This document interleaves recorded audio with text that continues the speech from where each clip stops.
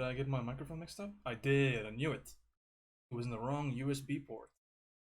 That was what the issue was, because ticket for that port. Alright, fix that, no problem. Just figuring out what's up with the music.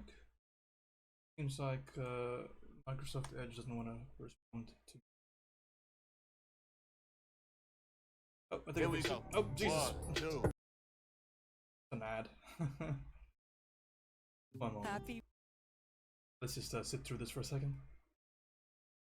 Thankfully, it's still early time, so we're fine. Double ad, really, YouTube? Alright, that's the way you want to play it? Fair, fair. I respect it.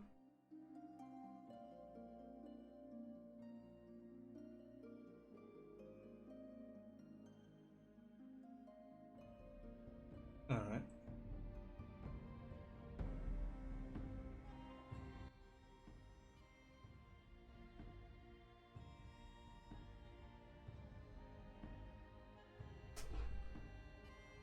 Continue on with this. First thing I want to do is relight the face.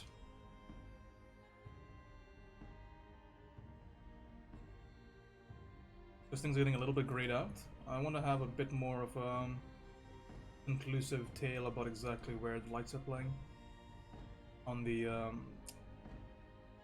topography of the face. Go ahead and get a selection tool going.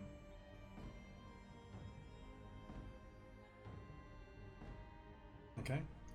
Filter adjust, because all the shapes are already there, and all the contrast already there. I'll push and pull things right now. Let's add in some area of darkness here.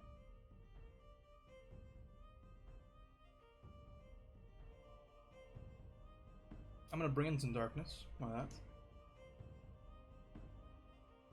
And then I'm gonna push in some lights.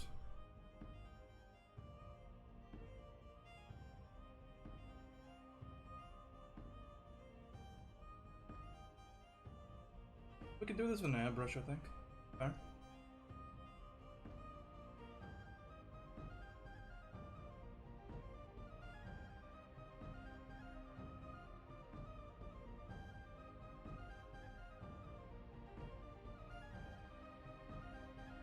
Light coming from the top right specifically.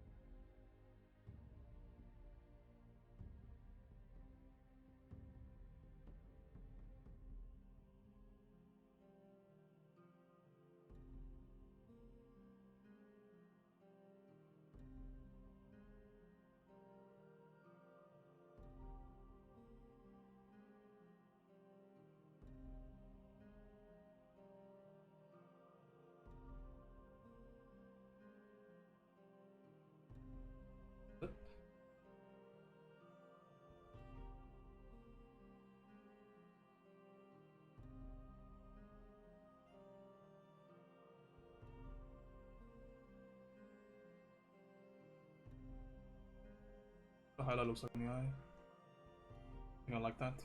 Eyes are going to remain pretty much in the dark.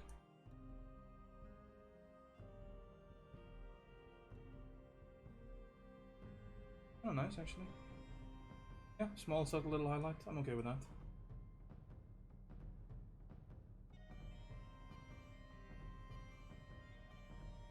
Yeah, okay. Fair.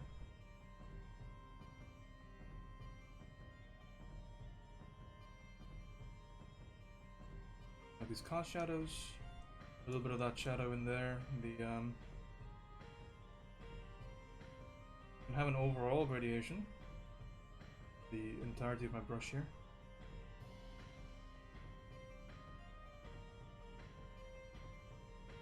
Yeah, the whole thing flattens the entire face out. When I do that, that's really what we're trying to avoid.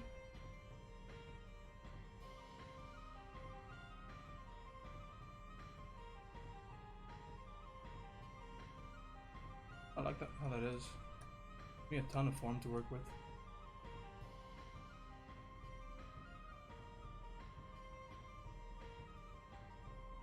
Also gives me some much needed softness around the corners, which is really important because there's a ton of AO happening from these side areas.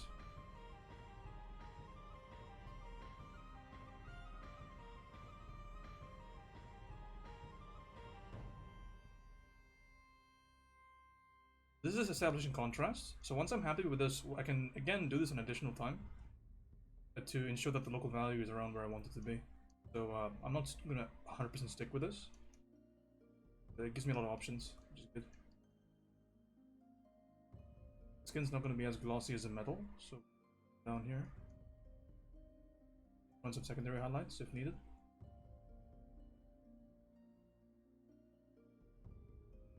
Very subtle thing. Taking my time with this.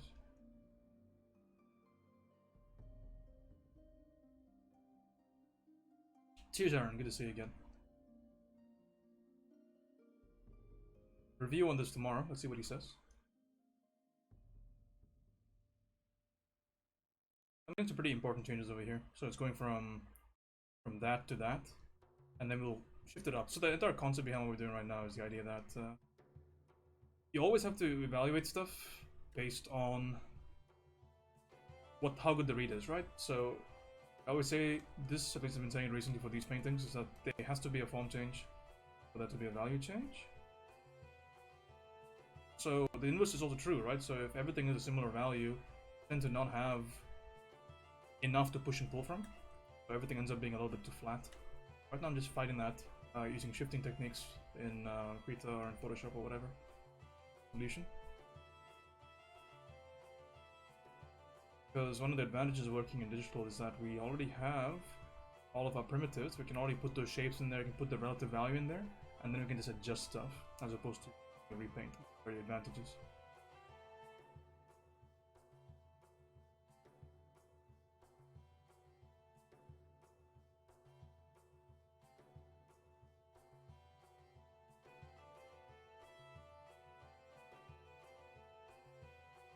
Yeah, it looks significantly better, even though it's the exact same paint strokes. We're revealing exactly what we want to reveal, which is the whole point.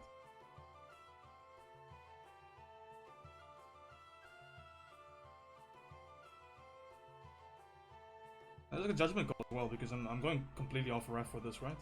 The face. Because I care way more about clarity here than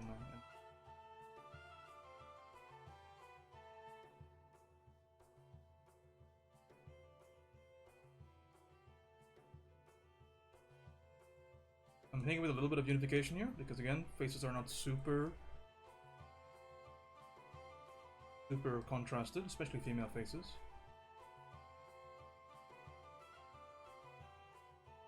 And these are like very full cheeks at the moment, so I can a little bit darker than that, I think.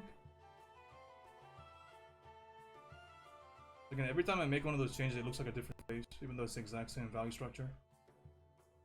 All you're doing is you're trying to convey to the viewer what the topography is. So basically, I'm choosing whether to give her like really high cheekbones right now, based on the same structure. So it's up to me to kind of figure out what I want. I think it looks more natural, so we'll go with that. Yeah, but this is like a layer of painting that comes after you're gonna finish your painting to ensure that you have the best package delivered. Because this stuff takes it's way quicker than I wouldn't recommend maybe beginners to do this. I don't think you learn as much. It comes to just delivering something that's very impactful. Okay, I'm quite happy with that. I think it's okay. We can just experiment a little bit with pushing some small highlights in areas. So the standard highlight is going to be from this particular lighting angle. We're thinking about the greater alar cartilage of the nose, which is here. Thinking about the winglet of the nose, which is there. Thinking about the philtrum. Philtrum is the area over there on top of the lip. Catch some light, the jaw. The tip of the chin there, very possible. The bridge of the nose, also very possible. All this stuff will serve to kind of push and pull things into options available to us. We're going to pick the one that makes the most sense. So while having a very strong highlight on the nose can tend to make the nose pop out a bit more, the sharper you make the nose, you kind of kill some of the femininity of it, so easy decision to make.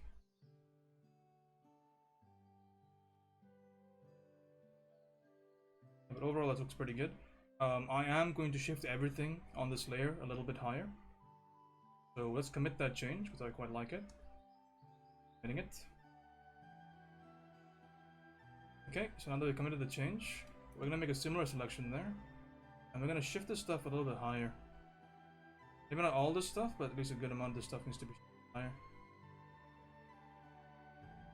Because now that we saw the contrast, we have to think about exactly where that contrast starts from. Because even though the shadows versus the lights might be correct, the entire thing can be too dark or too light. It's always possible. And that has to do with the concept of how shadows interact with the local value. Okay. We'll adjust everything here.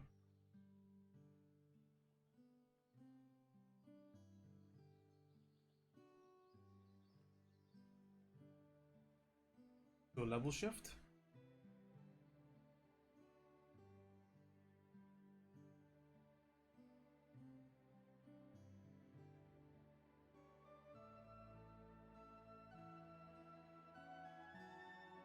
Oh Jesus, turned into the fucking nun right there. What did I hit? Hold on, let's try that again.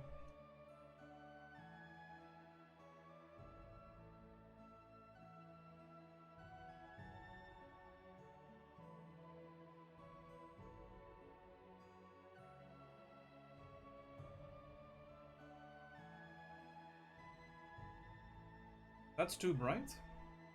Maybe that's too dark. What I love doing in this particular case when I'm making adjustments is I just make it at the very tip of uncomfortable, and I'll filter mask it. So that way, I can always kind of tone things back down if I think it looks better or worse. See this, obviously this looks better than that, right? So maybe the real answer is somewhere in between. But because I'm filter masking it, I can just look at variations of this idea. So for example, over here is maybe a little lighter. Here's a little bit darker. I have my selection there. I can make some conclusions. Do I like it like this?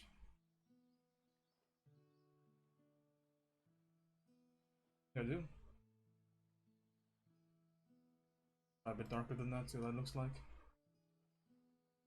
Because I have like a bunch of ideas in my head about what I kind of want to see, but they're not super solid at any one point.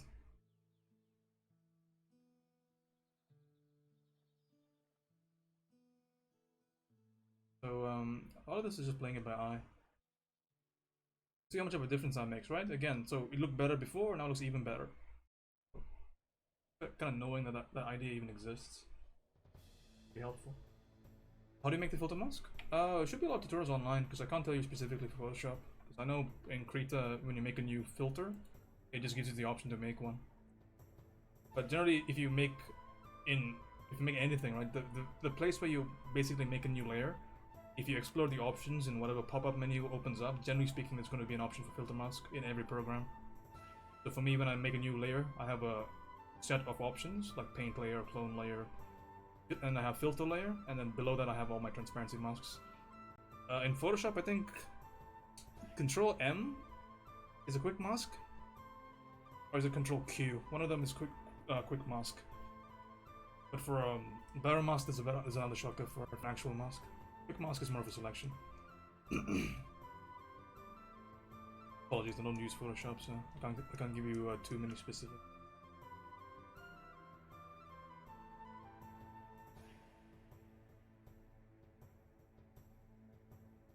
There. Yeah, but some googling should help there if whatever I said was not applicable.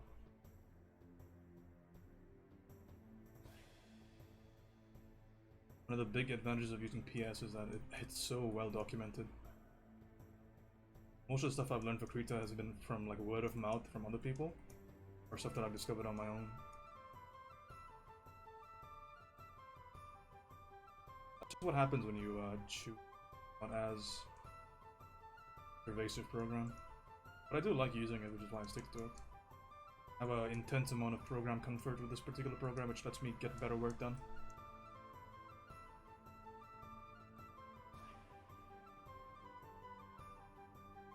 Ultimately, it is just a convenience thing.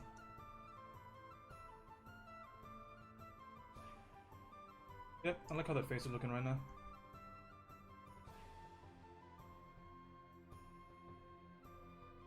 Up more oomph to it, I feel like. We can try bringing in a little bit more occlusion here. I want to see if that works. You can tend to really harshen up the read of the face by doing stuff like that. Because that's a big point of occlusion right there. Glabella against the eye, the actual sphere of the eye, that area over there. But we don't. It's not that we don't have cause, but the issue with that is that it's already in the shadow, so it's not going to be that much of a shift. Because right now that area on the top is being lit by ambient light.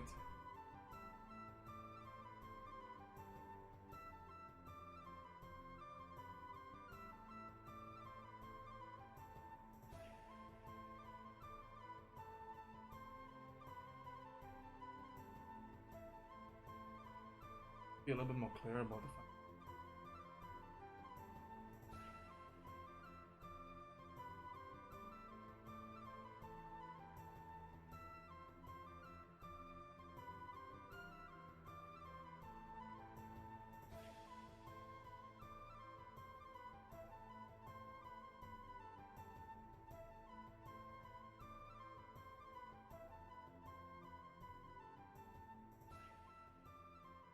Okay, being a little bit clearer with that shadow there helps a little bit.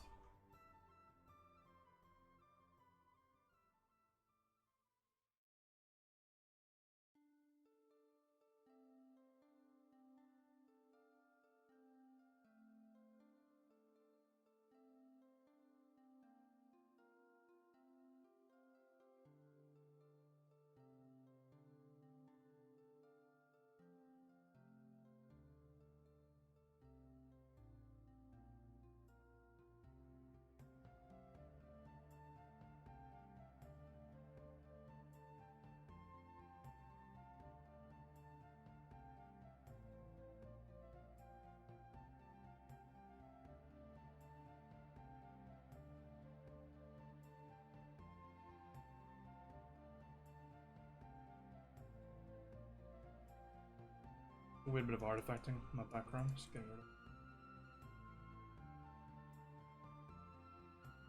it. Okay.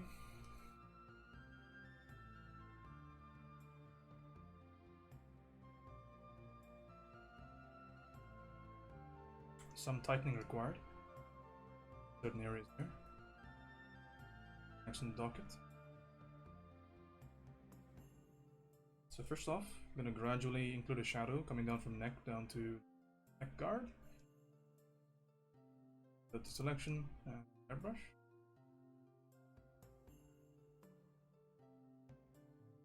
So that there's a smooth enough transition there, which indicates a cast shadow.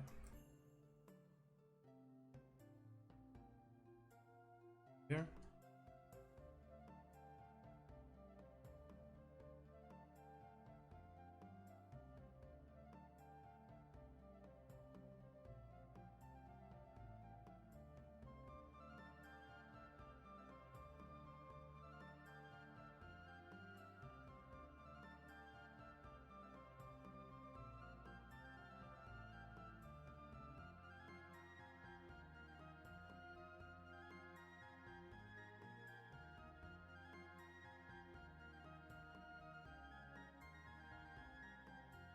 That sharpness is only kind of gotten through working the edges a little bit, ensuring that everything is currently in its right place. The blurriness happens through big, broad strokes most of the time.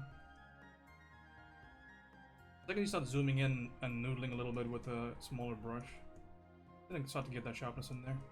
Mostly about dealing with edges, dealing with the small things that you overlook with the larger shapes. It's a very time-consuming thing that doesn't really make all that much of a difference with the overall look of the piece, but it is important for the finish. Something that was said by Nathan Fox, which I think is extremely true. He says, it takes not that long to make a painting look good, but it takes way longer to make something look great. Which is completely true. The refining portion of the drawing takes super, super long. And that's inclusive of whether or not it's line drawing or painting or whatever. The refinement always takes way longer. Let's extending these things over here into the darkness. A little bit of a better idea. Material inside there. Again, the occlusions in this material are not going to be so crazy because it's not super deep. Oh, fuck. Exactly I can't believe you've done this. Yeah, appreciate the follow. So that's why I'm doing this. So you can't just arbitrarily put dark everywhere for the shadows. Gotta kind of justify it.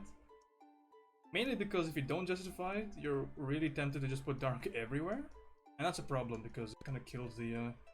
see how much that kind of adds to the piece in terms of like level of quality? But it also doesn't... it's not so heavy-handed as to just beat you with a head saying, hey, look at this, it's a separated form. Be a little bit careful. And that's the big key with materials is don't render everything the same. Like I'm not even doing this on ref, right? I'm not even looking at the ref right now. This is something that I just need, because beyond the simple fact that my drawing is not completely like a picture perfect representation of my ref, the point is that this whole painting is meant to stand as a design on its own. So I'm doing so many more things here to ensure that I have way more clarity, because that's the whole point of this painting. Because this painting is just a photograph, it's look good, but this one's for clarity. So I would almost sacrifice like illustrative stuff here, just to be able to tell you what's happening. Most important thing here. Narfi, how's it going? Good to see you. Hello Narfi, also a streamer. A nice lady. Yeah.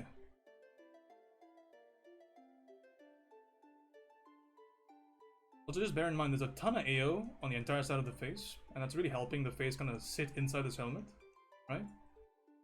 But some of these edges are a little bit harsh for my liking, so I can adjust those. Again, you need to understand that where is the darkness kind of coming from? It's coming from the skin kind of wrapping around and getting hit by the AO. It's not going to leave a super sharp kind of edge there. Not generate one. So again, a lot of push and pull here.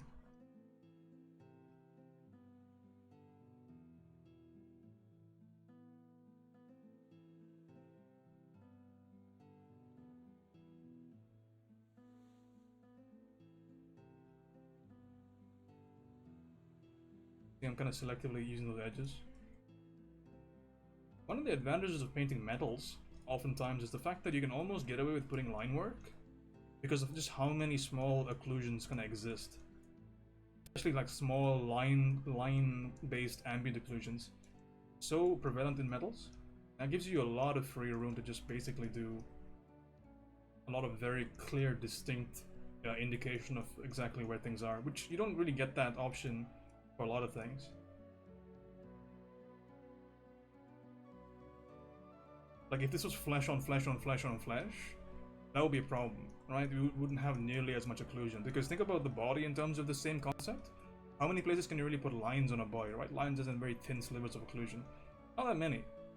So it happens that especially on the face, you have very few places. Maybe in some cases the nostril up to alar cartilage gets a lot of darkness in a straight line. Corners of the mouth, near the nodes of the mouth, also possible. The furuncle of the eye, possible to have a dark light. And of course everybody's favorite, the actual eyebrow, or the eye line. Everybody loves to overdo that stuff because it looks fine, you can get away with it, and you get a lot of form out of it. So limited places. On the body you have creases, elbow, armpit, thigh, crotch. If you're a lady with a big bosom, you got big old creases underneath the breast, between the breasts even, depending. So you have options there. But you see it's kind of limited. Beyond armor, every single place has a line, which is so much more powerful. And that's why you can kind of make these kind of paintings a lot easier, I feel like, than kind of navigating the subtleties of flesh. But the two big things with armor is include heavy amounts of occlusion whenever you can between the separated points, separated parts, and also include your reflective component, really, really important. So think about the surrounding and represent the surrounding on the armor. Do that, and it's going to look like armor no matter what. Always going to look like armor.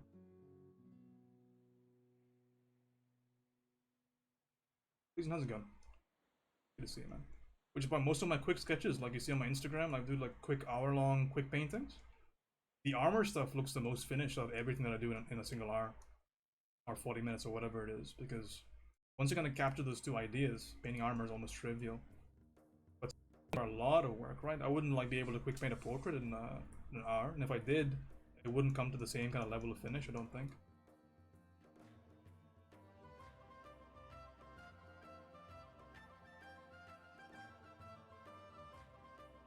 I'm gonna fade this out a little bit. Again, it's a transition. So this stuff would work a little bit better if it was away from the area of focus, but over here I choose to add one extra level of gradient. Very subtle thing, but it matters because it lets the sharp things be sharper.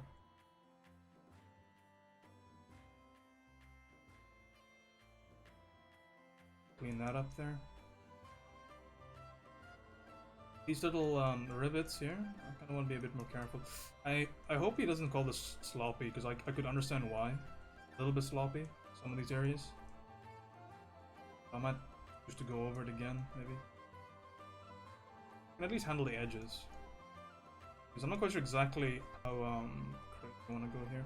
Have you ever tried charcoal stuff? Yeah. There's some charcoal stuff on my Instagram. I like charcoal. One of my favorite mediums. Favorite probably traditional is ink. Specifically ballpoint.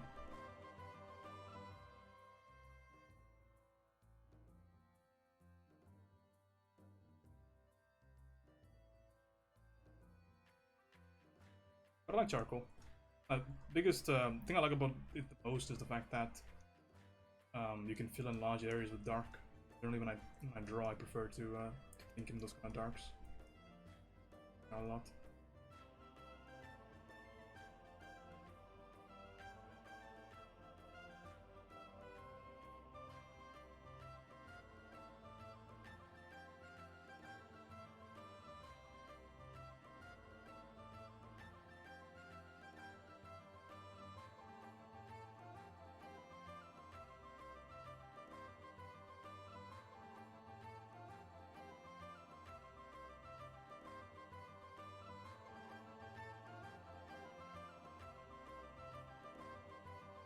I know that Santos really likes to use nitrum charcoal pens, or pencils or whatever they're called, nitrum charcoal. I just bought some store value ones. Got the job done quite well. White charcoal as well, such a big fan of white charcoal. It's so fun to be able to add highlights, so most of my sketchbooks these days are all tone paper, so if I want to I can use white charcoal. I usually carry a stick with me. Okay, just ensuring that this stuff follows the form here. And it's not going to be a straight line across.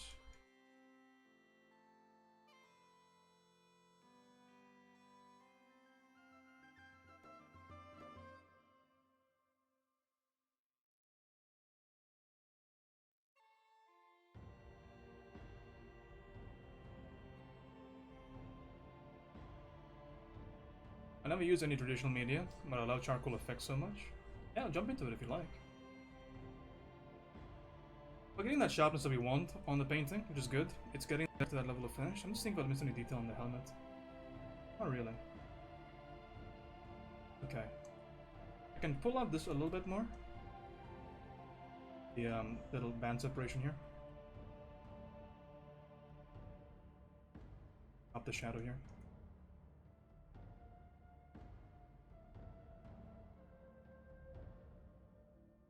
Like I always say with the illustration, a lot of your work is already solved for you if you know where to look. So right there I just sampled something from my armor plate to add an extra value on top of my helmet and give it a bit more of a range to work with.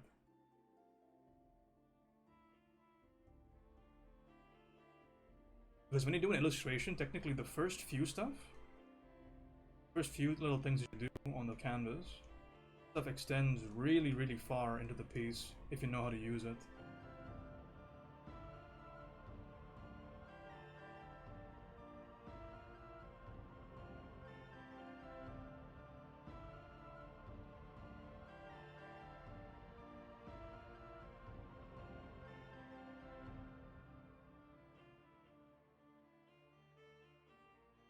Look at this. I'm gonna ask you to put down the Discord because this file is well, it's quite large at the moment, so I don't want to risk a crash. I hope you understand. But we'll be done with this in maybe an hour-ish. So if you can save the link for me, that'd be great.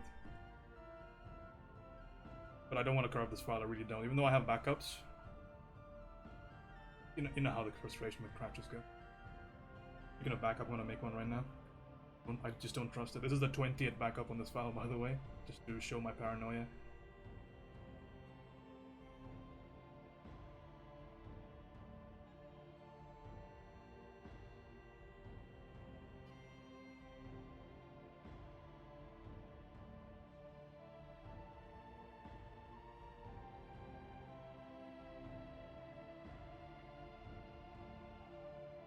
We haven't crashed just yet, which is good.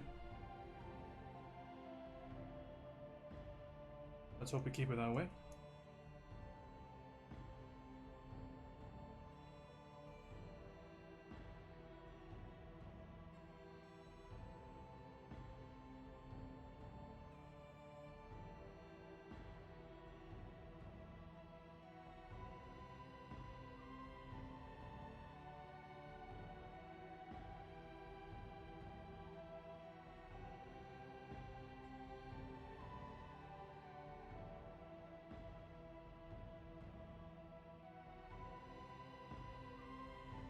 Did you figure out why it was crashing?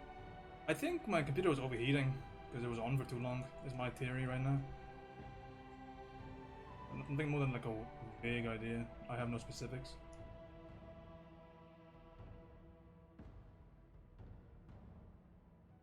Also, I got my perspective assignment review this morning. Oh, it went okay.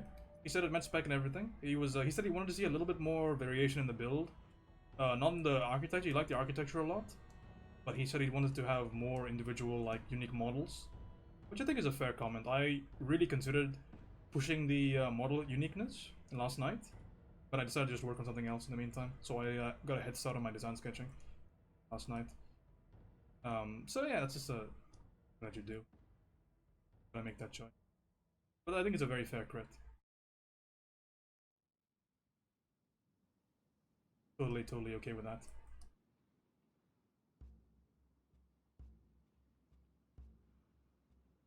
This was the castle building assignment I was doing on yesterday.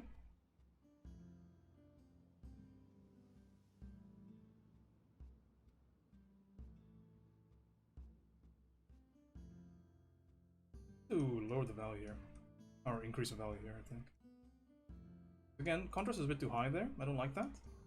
And oftentimes, you don't really need as much contrast as you think you need, right?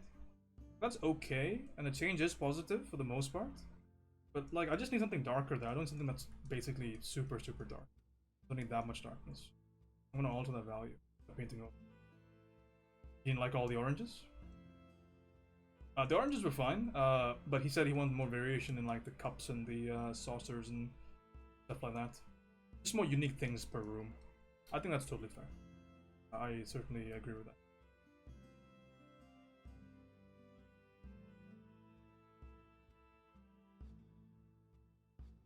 Yeah, I think the follower stuff, it'll handle itself most of the time. That'll go generally, that fixed.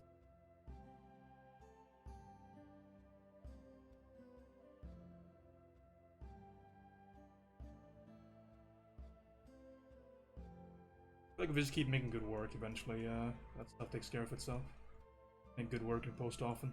I don't think Instagram's much of a secret. Get more of a following on. Have you been streaming more often? Every now and again. Streamed yesterday and the day before, I think. It just depends on when my schedule allows and what kind of work I'm doing. Like, I have 2 major design projects this week, so I won't be streaming those days that I'm working on it. But if I get enough done during the day, then I'll just stream my homework for the day after that, basically. Like, I have most of, like, this submission's tomorrow morning, but it's painting, so it's not that hard for me to do on stream, and I'm basically almost done with it anyway. Like, I could submit it right now, so fair to stream. But things like my design sketching, for example, which I'm gonna do tomorrow night, very unlikely I stream that. I want to focus. Isn't it? Don't worry about it. Wasn't the one. No following. Hey, don't worry about it. The IG doesn't get updated, so you're not missing out. It's not getting updated right now. What's a good way of putting this? I don't really have an inclination to update it. Definitely will once I get back to it, but right now I'm just kind of heads down, focused on the work. So, and I don't think I really want to post anything. And this is all just work that's already been evaluated, stuff like that. So I think it's kind of fun. And also, it gives me more reasons to not use IG. Because cutting down on distractions is a good thing. But I think I've always been okay with that. Just in case, you know? Especially with the corona situation, right? We're at home the entire day. My worst fear is that I lose my rhythm. Big no-no over here. The second you miss one day of work here, the effects of it's going to be felt throughout the next 2 or 3 weeks. And these are my final weeks, right? First term. Lots to do.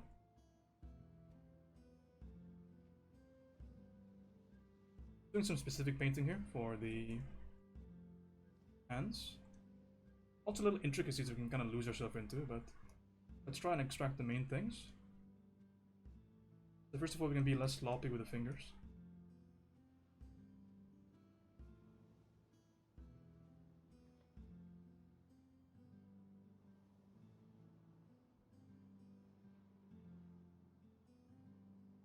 A little bit less sloppy there.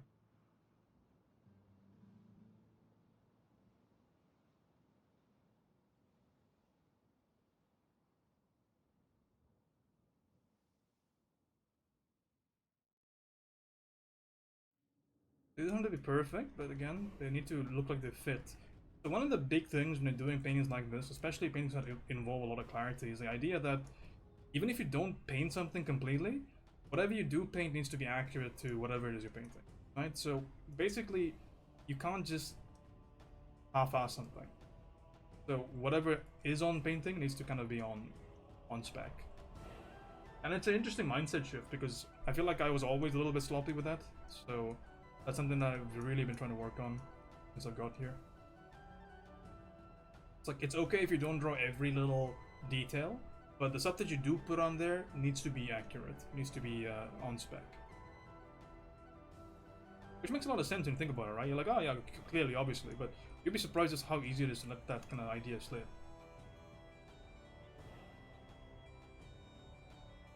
Very easy. But it gets better with time. Like, even Ona, who I consider to be a better artist than me, and one of my friends, Angevir, on Twitch, I was doing a crit for her the other day, and she was slipping as well. She was doing the same thing that I do. I feel like the less the two of us do that, the more likely it is that we reach a professional level. Just be a little bit more tight, just tighten up in general. Tight. Remember, at the end of the day, this arm is just a form, which follows a general cast shadow like this, so I love doing stuff like this, you know, it makes my mind so much more at ease, because I put a general shadow on everything, and then I just have to think about locally figuring things out. How does that shadow interact with everything locally? And that makes a lot of sense to me, you know, doing stuff like that. So the little things like that will really help make all this stuff way easier. I think about the entire drawing like that as well. Just think about it in simple forms and then draw a simple shadow and then manipulate that shadow to work locally. Very simple way of thinking. And it helps a lot when things are super complex. Eric, how's it going? Been struggling for days in this animation? What animation are you doing? A big project? What's it about? What do you have left to do?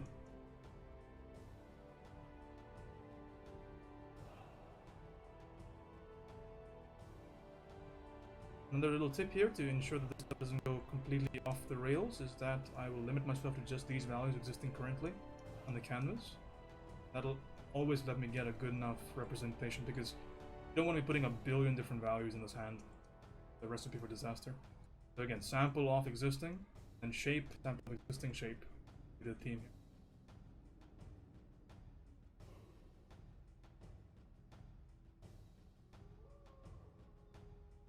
here. An actual announcement on Discord. He did it. Is that him? Is that you, Vital?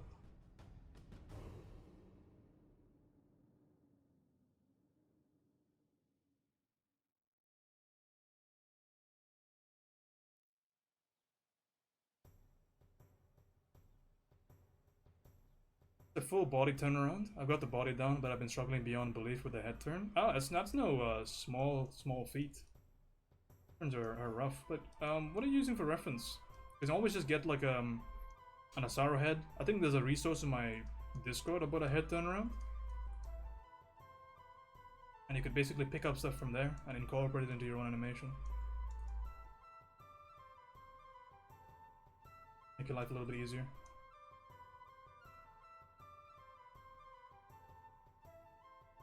You have head turns? Not ones that I did personally, but resources online. Yeah, there are plenty of them online. Especially, I think ArtStation has a few of them.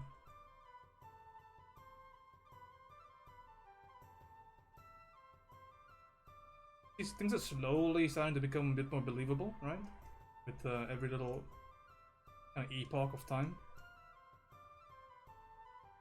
But I'm not really painting it one for one.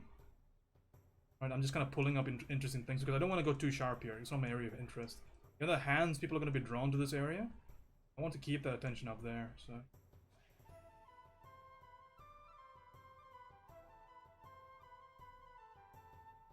Get up there for the most part.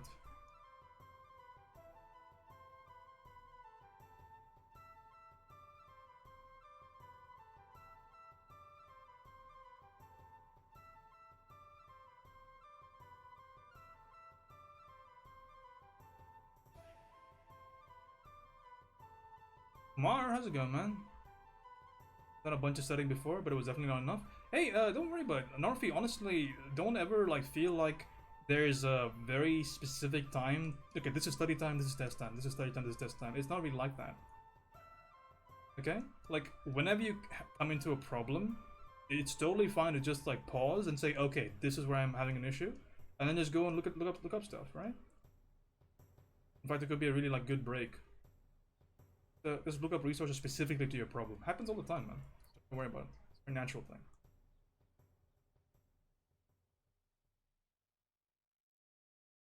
Yeah, just don't put that kind of expectation on yourself, like, oh yeah, I should know this, I should know this, so I'm gonna grind it. Don't worry about that kind of stuff. Because even if you know it, you might forget it.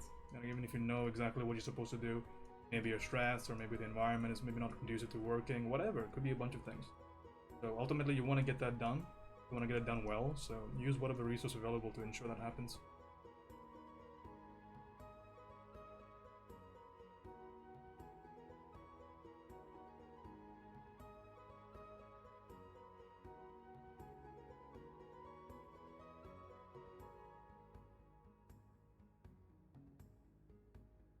Don't worry about it. Be fine. Yeah, just keep it slow. Like I said, I think a great bit of advice, because I've been doing a lot of complex stuff lately. What's been really helping me out when things look a little bit crazy. I really like take a step back and I think about what is the easiest thing I can do next. What's the easiest thing? Because if I think about the entire thing as a whole, it might be overwhelming, and I lose out on what's important. So what I do right now is I think, okay, for example, if I'm doing a head turn around, right, I'm first gonna think about, okay, let's turn around a sphere with a line on it. And then maybe put like a triangle on it for the nose, and then see how I can rotate that, and then like basic forms like that. There's always a way to break something down. Once you do that, it might be a little bit easier as well. Kind of get a battle plan going. That might help you feel better through the whole thing. Ketchup is free for 30 days, and you get no. It's Ketchup Pro is free for 30 days. The Pro version. So my 30 days is already up. So I'm still using it. The Pro version gives you some additional tool stuff, but you don't really need any of that stuff. Also, I'm using the offline 2017 version. Oh, you're doing good, as always. Muchos excelente.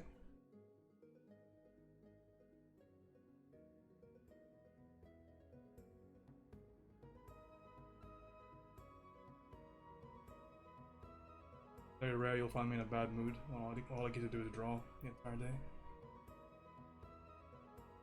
By frustration thinking that I shouldn't break it down. Nah, don't worry about that. You'll figure it out. Sounds like you're on the right track. You good? You good? Want to be fine. Okay. Are you still on lockdown? Yeah, lockdown measures are gonna be relaxed in a few days, but it doesn't really affect my life at all.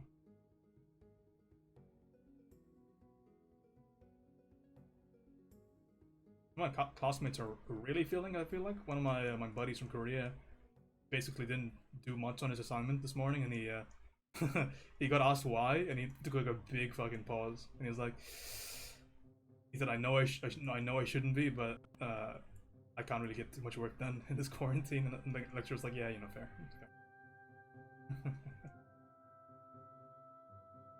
Poor guy.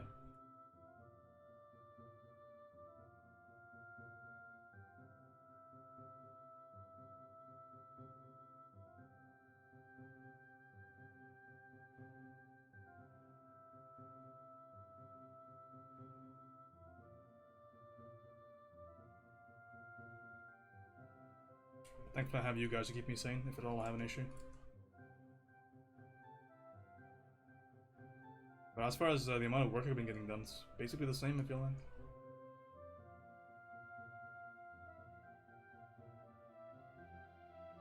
Been streaming like crazy lately? Yeah, but the thing is, I've had a lot of monkey work lately, so monkey work equals stream most of the time. Because monkey work is easy to stream. But for example, tomorrow I won't be able to, not the next day. Maybe the day after that I can stream. Friday should be okay. Monkey work? Yeah, monkey work is it's a Marshall Vandroff quote. It's work that is not really brain intensive. It's just very work intensive. So stuff that you can always do. You can do whatever you want. Like, listen to podcasts or whatever, because it's just like noodling stuff that doesn't really matter. So rendering, for example, is a good example of like monkey work, because rendering is just shifting around existing stuff, so there's no thinking involved, at least for me.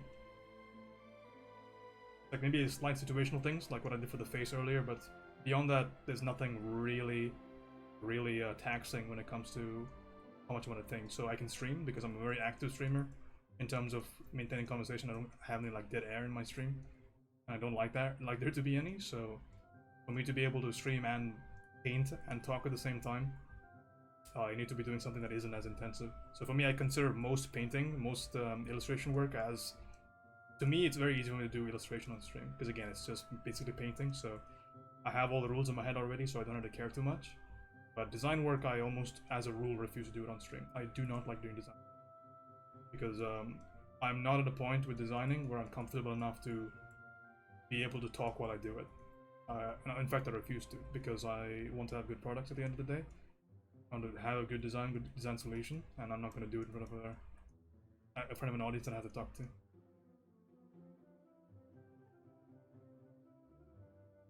Yeah, I just have to know where my strengths are.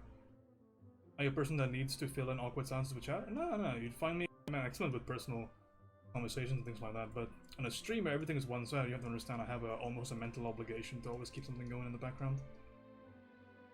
And that's just how I like to run the stream, and it's always been the way I like to run the stream. So if I can't maintain that minimum requirement in my head... I can't believe you've done this.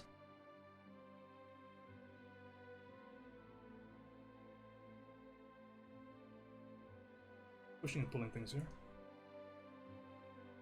Appreciate that, Pale Spider.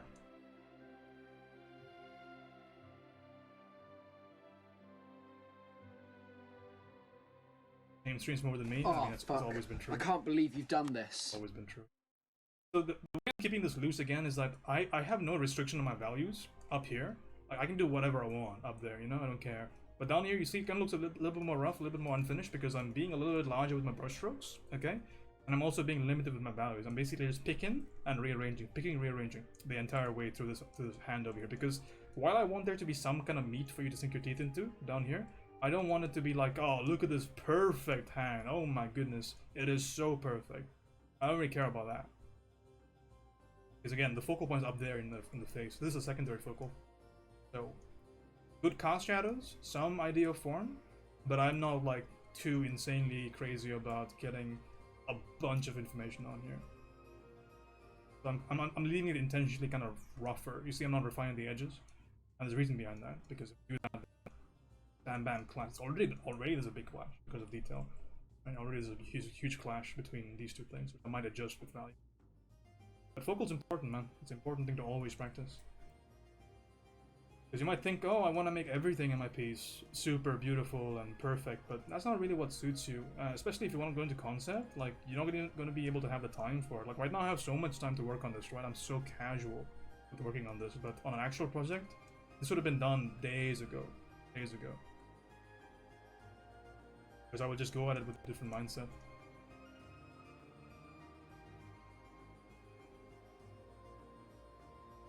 So in that case, you would see way less definition, like down here. Everything will be much more kind of uniform. Fuck. I can't believe you've done this. Because there are several ways of kind of representing something in paint, right? So there are ways of representing every single detail, but really you don't need that much. You need maybe a shadow pass, a light pass, and a highlight pass maybe, and most things will stay by themselves. They'll exist in a realistic way, especially if you kind of know how to manipulate the edge or something. And most things will work out. You don't need that much to make something look realistic. Then it's just a question of how much do you want to push and pull.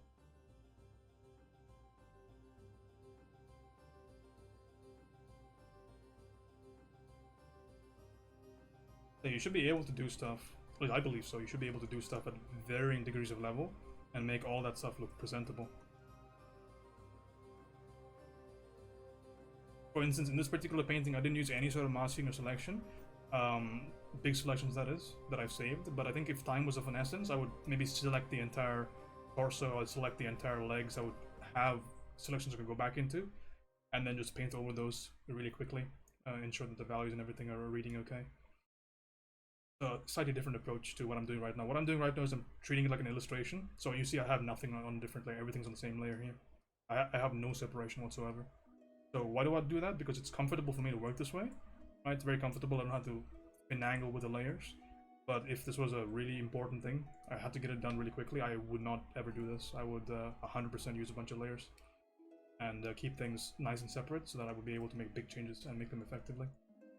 Because you can still make big changes in a single layer, but selecting things gets a lot harder, and you have a bunch of artifacts that get created by a selection. By artifacts I mean, for example, if I shift the sword, a lot of stuff gets shifted along with it that I need to correct for, you see? So I can't go crazy with that kind of stuff when I have everything combined. The advantage is that I have much more of a greater ability to manipulate stuff on a smaller scale. But as far as the big stuff goes, I'm almost locked in. Unless I'm really willing to put in a bunch of work to make something fit properly.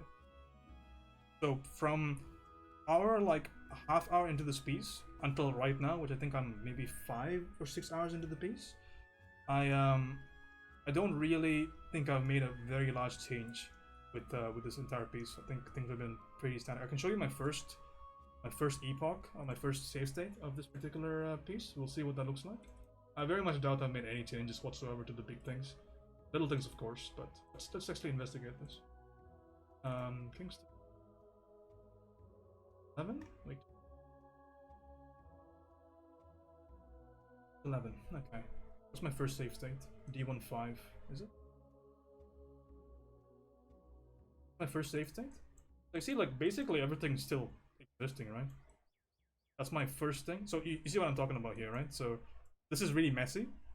None of the final outside edges are even close to where they need to be. But all the big stuff is basically solved. You see, all that stuff is still there. So the darkness is there. Darkness is there. I shifted this highlight up there. I didn't like where the highlight was. That's one change I made. The big stuff's already handled. You create your own reference with shapes only before you dove into the illustration? Yeah. I made my own lighting reference here. So, for example, I really didn't like how the face was lit, so I kind of based my lighting off of the sphere that I made. But to be completely frank with you, I don't think somebody with no knowledge of how to light a face would be able to take that and make it into that on the left. Because even the face is technically mostly me, because the reference is just so blurry on my screen that I just made up the face. But I think this is mostly my Asaro head studies, not really the lighting study over here. But for other stuff like highlight placement, things like that, I've used my foam painting. I stuck much more closely to the foam paintings in the past for stuff like the crab I did a few days ago. Like this one sticks quite close to the foam painting. So this one, because the reason it sticks so closely is because I painted it on top of my foam painting. The foam painting, see how similar those are?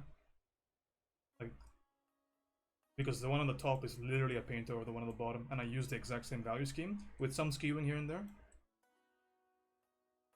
Right, so that's a much more true example of what this assignment's really about. For this one, really, it's me being a little bit masturbatory and saying I really want to paint a girl in armor. I'm just going to get to that end goal no matter what. So yeah, maybe do as I say, not as I do in this particular case. I mean, I still like my result. I think it's okay. It's presentable, and I'm learning a lot of things from doing this. But the thing was, this approach is already fairly internalized. It's really internalized in me already from my illustration work. So I don't tend to think along these strict terms anymore. But I can understand if somebody's never painted before, to get them to this stage in like a month, I think it's totally possible and it's very teachable to do it in this way. So I think if anybody in the chat has a lot of problem with painting form, and your stuff does not look believable or 3D in terms of how it interacts with light, I think this is a great thing to do, you know? Because technically in 11 weeks, you could be making work like this, right? From like doing nothing, because the fundamentals are really, really straightforward. Do you have any good channels to check out for SketchUp tutorials? Yeah, SketchUp tutorials, you can look up the SketchUp Essentials is the one I usually go to, and also the forums usually have questions answered there. But just learn it like I learned it, right? So if you want to do the stuff that I've been doing, so I can show you guys some of my work. But if you want to do stuff like this that I've been doing for my 3D, this is my finished castle shot. The latest thing that I did in SketchUp.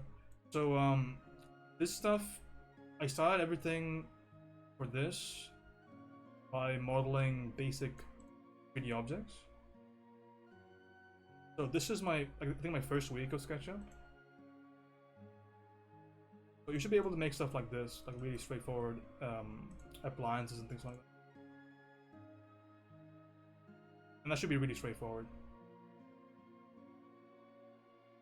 So I think it's more of a learning by doing sort of thing. Right, so just make progressively more difficult assignments for yourself. And then whenever I had a problem, basically, I consulted the internet and looked for solutions.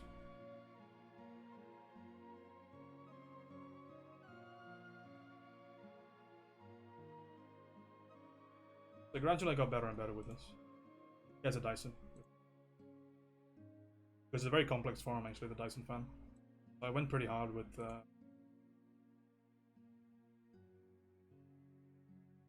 yeah, so this is how I basically was taught. Basically taught myself, I guess.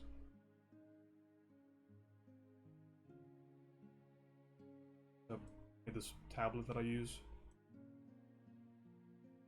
Yeah, but this is actually quite a complex form. If you look at it, see how that's a bunch of like interlocking shapes, spherical shapes. So I think this is a great way of starting. So like look up some basic how to begin stuff, I guess, but then don't get caught up. Remember, usually whenever you're on that path on video searching, the path which basically is described by I want to be able to know everything before I start, that's usually a recipe for disaster. Learn by doing, always. Like, I have way more trust in somebody that spends 3 hours every day painting than people spending 3 hours every day researching stuff, right? Because working blind is a problem, and I agree with that. But not working at all and doing everything is like research and inspiration, I have almost no faith in that kind of ideology. But I've been there, right? I've been there before. And I just don't grow. You grow by doing, you don't grow by learning just the theory behind it, right? I mean, same thing goes for engineering. If you think of, I'll show you so many people that can recite textbooks verbatim but have no idea how to design. This is an entire skill set that requires a lot of person exploration, so you have to spend time there. And then whenever you have information, you need information, it'll come up naturally, because you won't be able to do certain things that you want to do, and then just research that thing and then move on. I think that's a super solid way of learning. Like, learn just the basic stuff and then just start doing, and that's how you learn really quickly. Because it's so specific to you, you know? It's just so specific to you. You have a problem with this, so therefore you find a solution to something.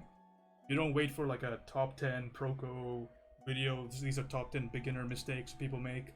I mean, this stuff is fine as an ancillary. I totally agree with it. It's okay, but like, there's a certain limit to that. You know, you're not really becoming a better artist by just consuming stuff like that. It's really, there's so much specific stuff there. It has to be. You have to surmount that stuff. Learning by doing is the way. I mean, look at this school, right? I'm paying a fucking fortune for this school, I feel like. But in a certain way of thinking, I'm basically paying for 4 classes a week, and each class is 3 hours. So I'm paying for 4 times 3 hours a week, and I'm paying a fucking bombshell. But even in this school, with that kind of investment, most of my time, in fact all of my time, goes into doing the homework. That's how the school has decided it's the best way to teach the students to be a professional. Like, most of my time, if not all of my time, goes into doing homework. And another time goes into research, for references, it goes into tutorial work maybe, if I need it. But learning by doing is the way, man. I think that's the reason why so many people don't really get that far with their time, is because they're not just spending nearly enough time doing things in a regular, sensible way. I'm teaching myself. I taught myself how to draw, or how to paint, rather. Everything you see right now that I'm doing, I taught myself. Nobody taught me how to paint. Well, everybody taught me how to paint, technically speaking, but the tutorials and stuff like that, I'm the one that went out and looked at them. So I'm a self-taught illustrationist. Research can be used as procrastination pretty easily. Yeah, for sure.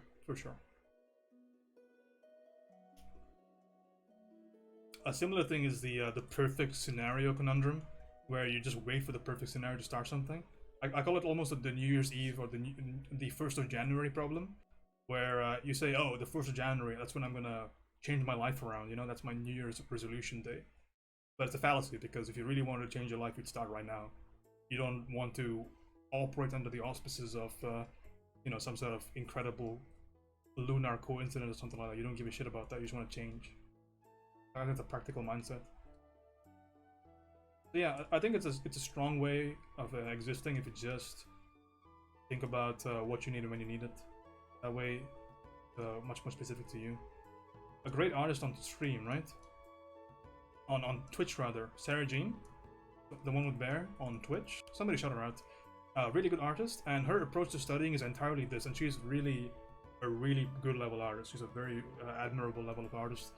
And what she does is she never does individual study stuff, at least for her level right now. She did a bunch of it when she was, first of all, when she was growing as an artist.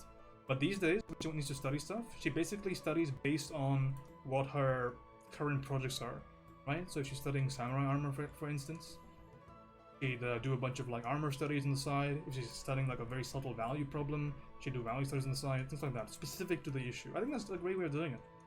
Great way of learning. Because it prevents you from having that disconnect between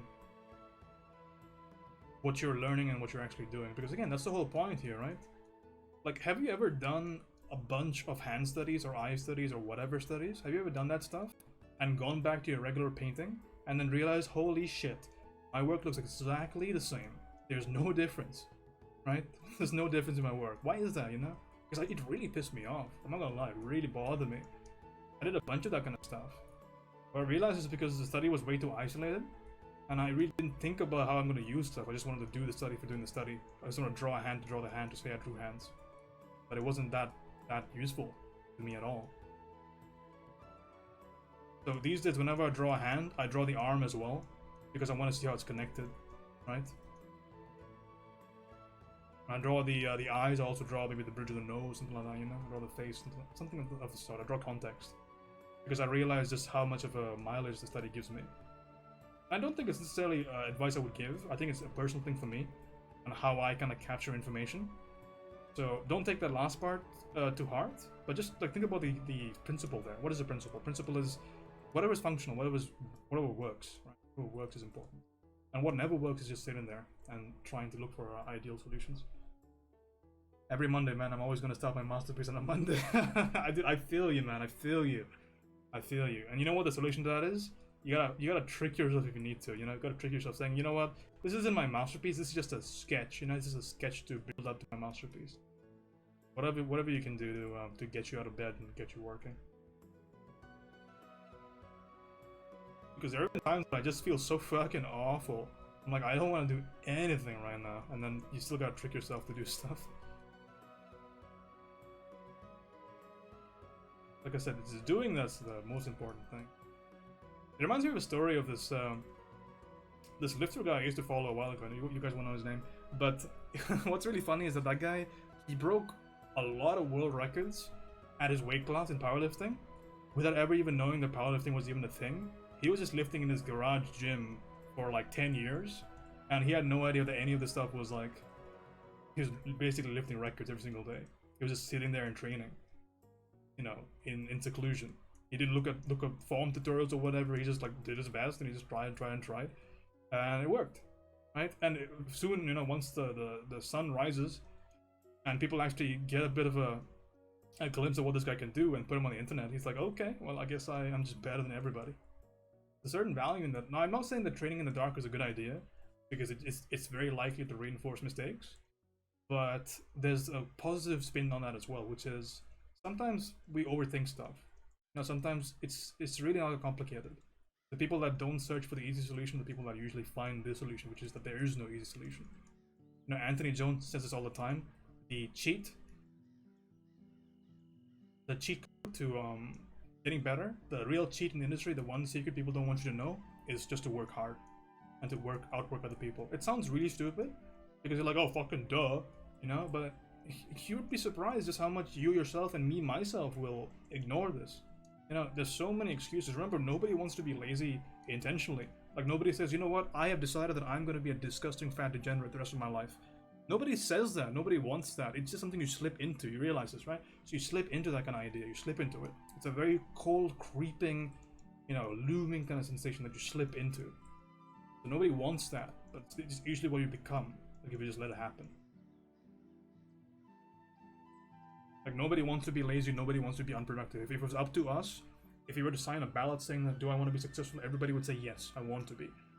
But this stuff is it's slow and creeping is the issue, right? So, we gotta fight it. Fight with the work. Let's go draw. Yeah, I think Pale Spider's in the same kind of idea. That's a very similar to advice I got for learning the ukulele. They said just set up and play for 5 minutes, and usually you end up playing for hours because the setup part's overcome, and you're like overcome the inertia almost, if that makes any sense. Mac, how's again?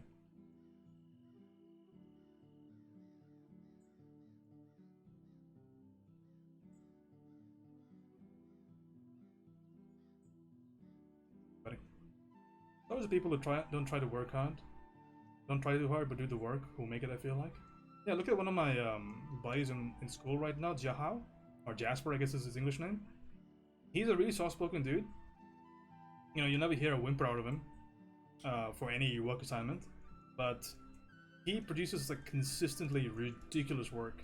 You know, maybe not horrendous, like so crazy that I don't know how he even did it, but his work is always on spec and it's always respectable. Very, very good work, always commended by the teachers. And if you see his work ethic, it's kind of crazy. Because he just comes to class, when class was actually happening, and he just sit down, he put his earphones on, and he wouldn't move, man. He's a fucking Buddha.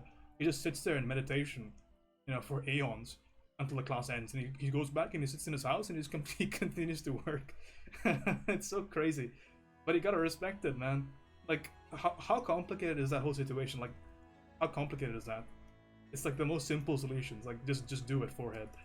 But he's the guy that, and he'll tell you himself, like, he's no crazy artist, you know, but he has such good work. I can show you some of his work later, maybe. But I'm just so impressed by his ability to just be on spec and to be professional with his time management.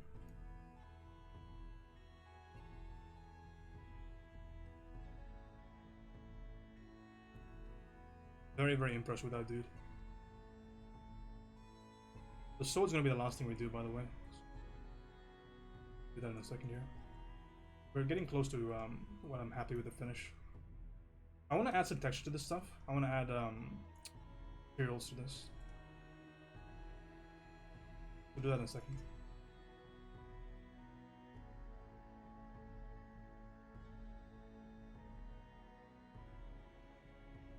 Ensuring the overall read is there.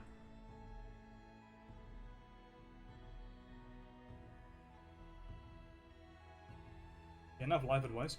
Going back to painting advice, one of the things I think is slightly advantages in not having hard selection stuff everywhere is that because you're going to work the edges anyway, you end up with a piece that has a lot more natural edge to it, which is always nice. Because beware of edges. Okay, edges are the killer. Generally speaking, whenever I watch an interview or watch a critique of an existing level of artist that's way better than me, usually the issue that they have is an edge, you know? I'm thinking about Astrid Lawn is her name. And I think I've talked about this a couple of times, but I remember her getting a crit from Carlo Ortiz, and she basically got a crit about edges. Similar story about a couple of other artists that I follow that I think are really high level. So don't ever forget about them edges, man. Edges are important. Edge. It's also one of the reasons why we are not likely to use too many raw 3D asset stuff, because perfection is something that you don't want in your work, because perfection is not something that exists really in reality. And of course things can look pristine and things can look amazing, but a certain level of believability is lost when things are just so porcelain and just so beautifully, you know, serenely perfect. That stuff does not exist. So having crystal crisp edges is something that you want to actively try to not put in your work. That's one of the reasons why one of my first changes to the majority of work that I crit on this channel is always to change background, or to lower the overall contrast of background to foreground, because that stuff hardens up your edges like nobody's business, and that's not what we want, you know? You put in so much hard effort into manipulating the edges in your piece, and then suddenly you just ruin all of that with your background? Come on. Don't do that. You don't deserve that. Don't do that to yourself. Remember that this whole thing is a package, right? And this is told to me fucking every day of my life these days. So now you're going to hear it as well. But everything is a package. Remember, everything you put on your canvas is a package as a whole, right? So your painting is not one particular part of your image. It is a whole image. So background, you know, the floor, the cast shadow, the actual object, the whatever elements are way in the foreground, whatever things are way in the background, all these things count towards the overall read of your painting. So you have to always think about this stuff. So if you constantly keep this in your mind, you won't make mistakes like having the actual painting be so small on your canvas that it's not really the focus anymore, and you'll prevent yourself from doing silly things like having a super blazingly white background and he has such a beautiful value-based character, but then you just ruin it by putting it in a terrible condition. If you're there for the very start of the stream, I demonstrated that quite clearly with the face. The face was fine. I didn't do anything with the face except I rearranged the value scheme of it a little bit, but the face looks infinitely better because of it. It looks way more round and believable. And that's just the answer to it, right? You can do all the work, but if your presentation skill is horrible, you look like a worse artist than you actually are, and you don't want that.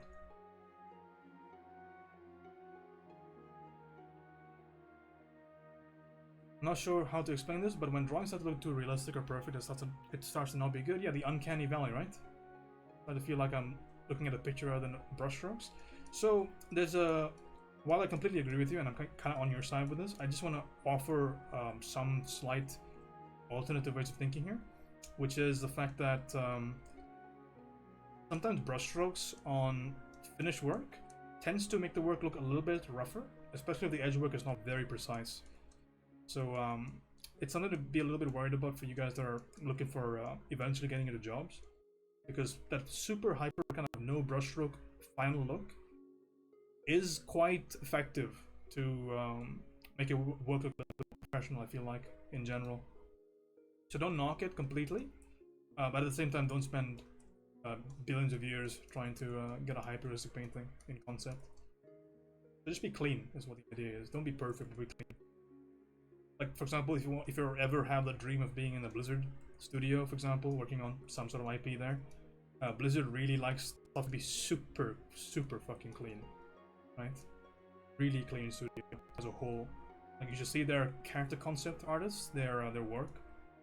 So the work is available. These sheets for I think May and I think Tracer, a few of those characters are available online. Just go look at those pieces. It is ridiculous just how precise that turnaround is. It's so precise to the point where they don't even like rendering. You know, I think in studio they prefer that the painting is way more clean and clear, rather than you render everything, because the engine and shaders take care of the rendering.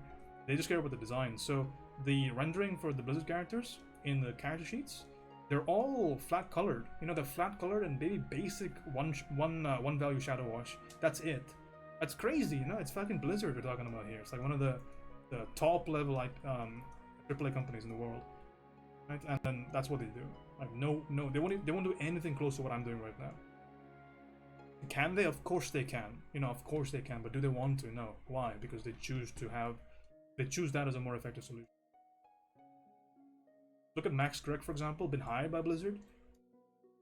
Very, very good artist. His whole style is super clean. Very, very clean. You don't see anything messy. Everything's very intentional. Style. All graphical elements. I think that's really why he kind of rises above artists of his particular level, and he's the one that gets like really good jobs. It's very, very clean, presentable style. Much in line with like the whole Blizzard idea. What they're looking for. And Max is a great dude as well. He certainly deserves his success. And be a nicer dude right there. But this is just talking about the value of the opposite argument, which is, yeah, while things being hyper clean is a problem, brush strokes in general, you have to be a little bit careful about that, because especially in industry. But in general, if you want to know how I feel about brush strokes, I love brush strokes. I absolutely adore them. I will put them in whenever I can.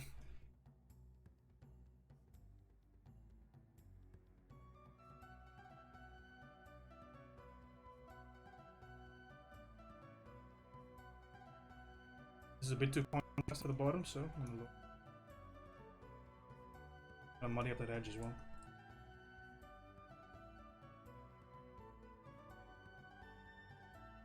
Generally speaking, when it comes to like these exploration pieces, the ones that are supposed to really evoke ideas, that's when you see a lot more like textural work, I feel like. And also by very senior artists usually. But we've been told time and time and again over here, like the average studio right now that does track work, the average studio right now, they have a certain level of cleanliness that might be kind of annoying for most of us here. It's quite clean. I really like how this is looking. I'm gonna make that a bit more muddy. Like to the point where, to a lot of studios these days, for environments and things like that, we've been told that the average requirement is not really to put in any sort of like real crazy amount of light. It's actually to it's actually to just draw over your 3D primitive and use value to distinguish between shapes, but it's not really to use value in an incredible painterly sort of way. It's just to like distinguish between different shapes. That's it. Which is crazy to me, right? Because there's no painting involved really. It's mainly just line work. But that's just how it is, you know? You gotta just deal with it. That's how it is. But it makes sense to me. Why that's a standard. It makes sense. You mentioned you critique pieces sometimes? Yes, I do critique pieces on the stream. So if you want to just keep your piece lined up, the second I'm done with this, I'll take a few crits. And we can move on to my next night. So that won't be long from now. Her name is Astrid, not Astrid. Yeah, it's not Astrid. There you go. Okay, so two things left to do on this piece, in my opinion, at least. It's always more you can noodle. But the last thing I'm gonna do for this piece, I want to add materials to the metals. I want to add some surface stuff. Okay, and then beyond that, I want to work on the sword, and then we're done with this piece.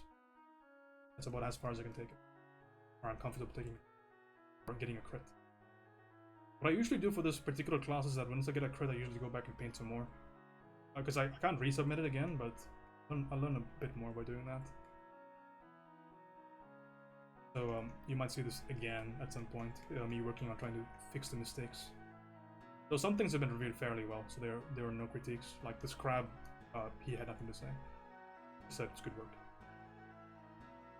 The parrot had a few fixes. You guys saw me do the parrot? The parrot had a couple of fixes to make, so I made those fixes. If anybody's curious about the critique I got, the critique was that the wing was a bit too flat, which is totally fair. I was sticking way too much to my initial form painting, but the form painting literally had a flat block for the wing as my simplification, and I just didn't do any sort of critical thinking there. I was like, oh, fucking flat, alright, let's draw a flat wing. But of course the wing is not flat. So it's an issue with reference. I should have done more research. My bad. Totally my bad, and totally fair crit.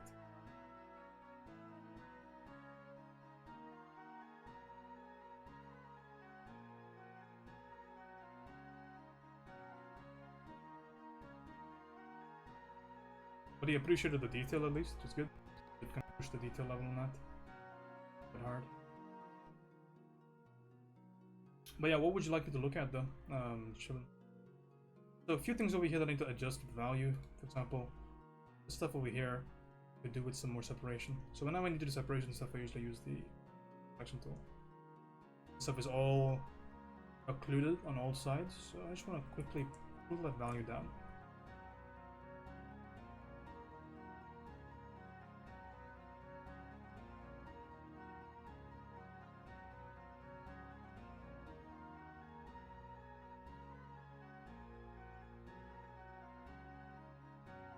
Were you using the 2017 version? Yeah, I'm using 2017.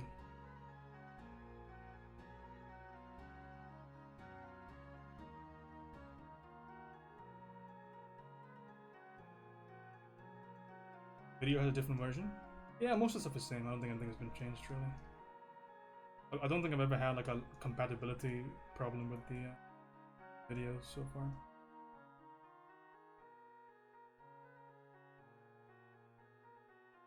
Why are you delving into 3D now though? What's up with that? Do you have like a project that needs 3D?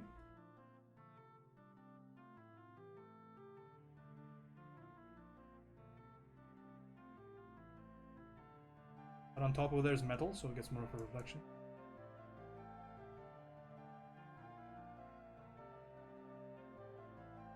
Okay. In there. The stuff over here I want to fade away. I don't want it to be nearly as have an unfinished piece I'm struggling with. Alright, I don't mind. We can definitely look over it. We can nice. Getting that thing away over there. Ensuring these edges aren't too catching. Trying to make the stairs. Yeah, fair. You personally though, I would say I would like you to plot it yourself. Like, don't jump into 3D without being able. Like, I would never do anything in 3D that I wouldn't be able to do in perspective manually. So don't compensate for your inability to do perspective, please. Don't do that. So just be a little bit careful. Like again, this is only because I know you so well. So I'm very comfortable asking you to not be lazy. So don't be lazy. Like literally, if you can't do it with ink and scale, don't do it with 3D. You specifically do not do that. Not gonna help. Like unless you really have a deadline, you're gonna do better in general if you just know how to plot it. And the reason I'm only asking this, the reason I'm saying this is because you're not gonna be able to model everything in 3D. You're eventually gonna have to do something on top of it while you're painting it. And you need to have that comfort with perspective in order to be able to actually use your 3D effectively. Because otherwise, what are you going to do every time you want to make a change in perspective? You try, it doesn't work, and then you just go back to your software, and then you make the change and come back to painting. What about the next change, you know? What about the next change? How much time do you really want to invest? Because it's a good idea to know what you're doing. It's like saying, like, for Photoshop, right? Why don't I just use auto contrast for every piece to get my contrast? Why don't I just paint in like terrible grayscale and I can just use auto contrast? What's the point of learning values, like values in general? This kind of situation, right? I just think it's better for the overall term. You learn it the hard way. That way you can always kind of manipulate stuff later on.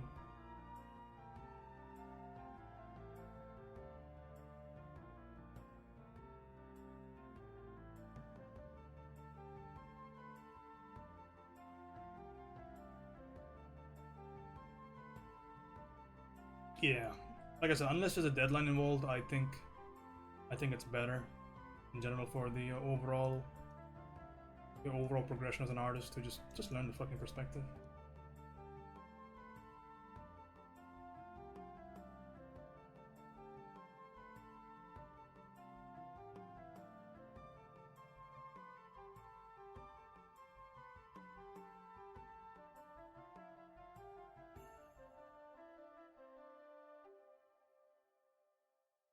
Figure out the perspective with paper. Yeah. Because there were a lot of stuff in that that staircase that was not okay in my opinion. So we really need to fix that out. There's some big fundamentals that are lacking there. The biggest one being that you don't quite understand how to relate perspective vanishing points to actual objects in the scene, and that can happen. You know, it's a really big problem if you just jump into 3D without learning actually how that happens, because that means you'll never be able to play something without 3D help. That's just, we may as well just nip that in the bud right now.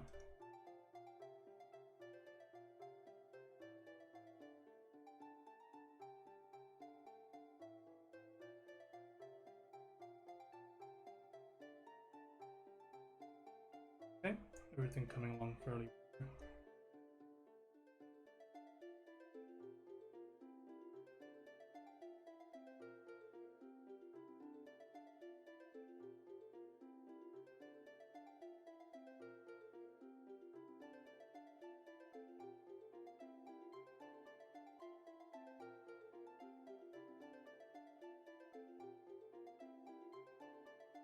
I don't like this hair. I kind of want to repaint it. Consider it again after stream.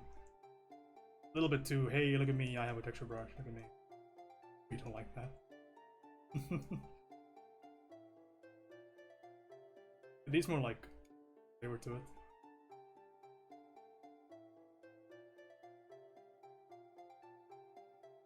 Right now I'm just breaking up the strands right now to prevent the brush from showing. See, one of the big issues of using texture brushes, the biggest one that I usually point out, is the fact that the human brain is incredibly acute at discerning regularity. It's so good at it. So when you use a texture brush that doesn't vary at all, and everything is the same, it will completely demolish the natural read of your piece. So what I'm doing right now to fight it is I'm using selection tool, and I'm introducing irregularity in the piece, because you can't tell me like how much that kind of bothers me. It's a problem that I've always tried to fight, because I love using texture, but that's one of the biggest problems with using texture brushes. Also, another way of fighting it, if you're curious, is that you can just use multiple brushes, so the combination creates enough variance that it doesn't look like it's the same brush anymore. And that's also totally fair.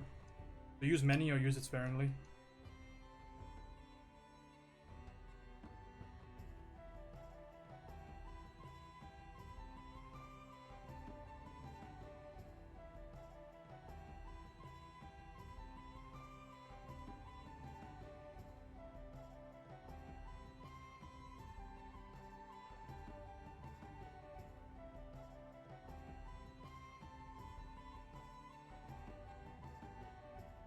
It kind of looks like Shy Fox. I feel like I might know how to do some basic painting, like look at a ref and stuff, but actually creating believable scenes with good understanding of fundamentals. In the sense of like, somebody asked a question, I think I completely ignored it. Who said that? Somebody asked a question a while ago. Who was that? 1 second. I feel like imagining it? Somebody said something about perspective a while ago.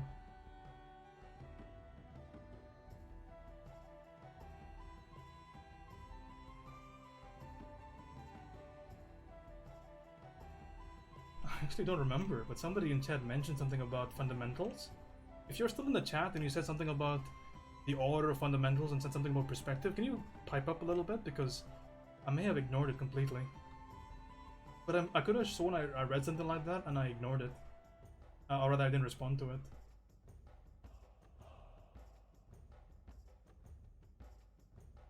I'll spend a little bit more time. I think I did. Could you repeat it, please? Sorry about that. I just realized, because when I'm working, it's hard for me to realize. I do have a lot of. I have to do a lot of going back to study fundamentals. I've realized I'm pretty good at some of the later rendering parts, but stuff like composition is just something that I've been winging it without any real practice. Yeah, genuinely, I feel the same way. And you know, when that's really, it comes like really into the fore, when you really know that you're kind of bullshitting your way out of certain things, it's when you're given a problem that doesn't have a clear reference-based solution sometimes.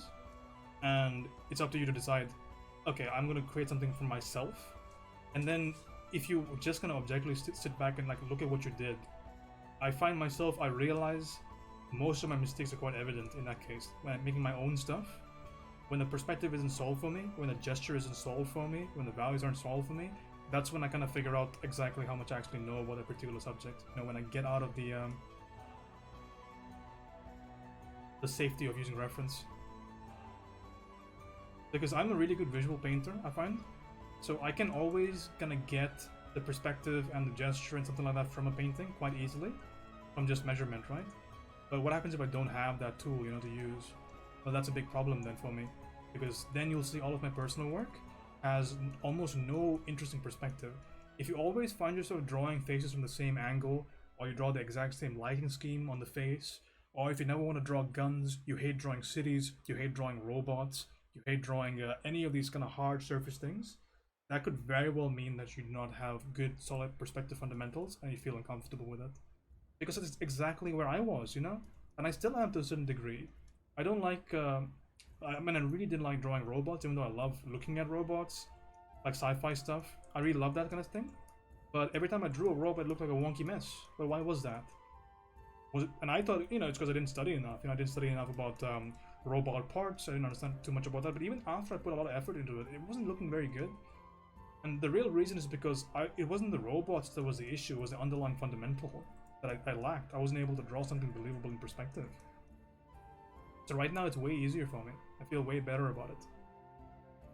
So it's crazy how that kind of thing creeps up on you, right? Because you can have really good work, and it's only because that particular aspect, or that particular work involves the aspects of the work that you're very comfortable with, you know?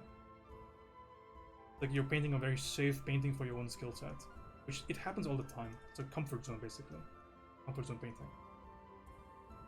So it really is important and useful to have people that are super curt with you in that case. Let's say, you know what, you've done the same thing for the last 5 paintings, there might be a problem here. Like I've done that with Ona and she's done that with me. So Ona crit my composition like that. She said literally every good piece you make has central composition. And I was like, you know what girl, you're completely right. Totally fair. And the same way me back to her. Basically, she did 5 really good pieces in a row and all of them had the same temperature variance, cool background, warm character, same light direction. I was like, listen, Ona, this is a problem right now. We have to intervene. So you see, it's crazy. You can make good work but never realize that there's a problem. Good work doesn't equal you're good. It just means that you're good with those particular concepts in that particular scenario. Alfie, how's it going, man? I was saying that construction forms values are the most important fundamentals to overcome, along with perspective. Yeah, I would kind of agree with that. Yeah. Construction forms value. I would put almost all of those things in almost the same boat, you know? They're not that far away from each other.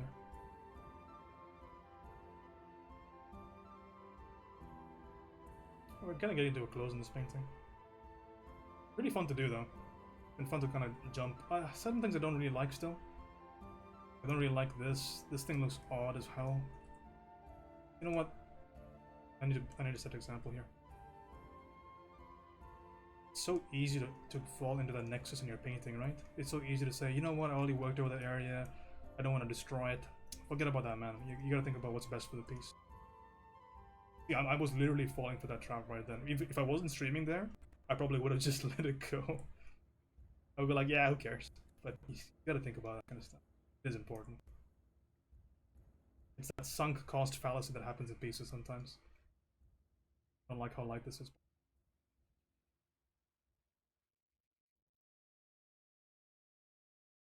Like, you ever draw like perfect anatomy or whatever for your piece?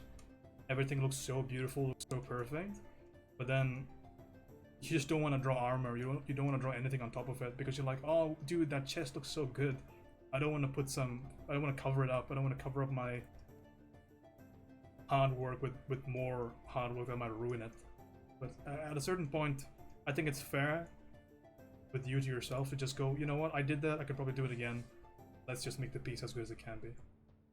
And also, this is Photoshop, right? Or this is Krita, whatever it is, digital, so I can just make a new layer and just go crazy. And go, hey, look at this. And I'll be like, oh, do I like that? Maybe it's too bendy. I can do this then.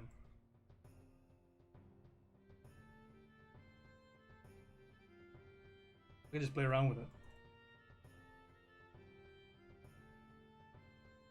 That's totally fair. There shouldn't be any reason that you're not doing this in digital. That's what this whole idea is for, right? That's what people use digital. You can just play around with shit. Have fun. But being overprotective of your work is a very, very common thing. You know what they say about that? They say kill your kids. Very harsh phrase, but it makes sense. They say don't ever let the painting kind of boss you around. Be very ready to kind of kill your kids in painting.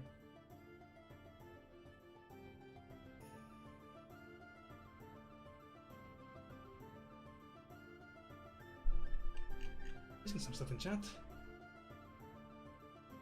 Understanding what fundamentals are, or is something you don't really grasp at the start. So if you're never forced to do it early, yeah, I agree with that. For me, when I think about construction, I think about putting things together like a puzzle. Values is more like want. I could be wrong. Let me read that again. Construction is putting things together like a puzzle. The way I think about construction is I think about the initial framework that is slightly kind of above the level of like abstract detail. For me, construction specifically kind of refers to the idea that I can't believe you've done this. It's just the overall framework or something, right? It's just occupied space and kind of solving spatial relationships. That's what construction is to me.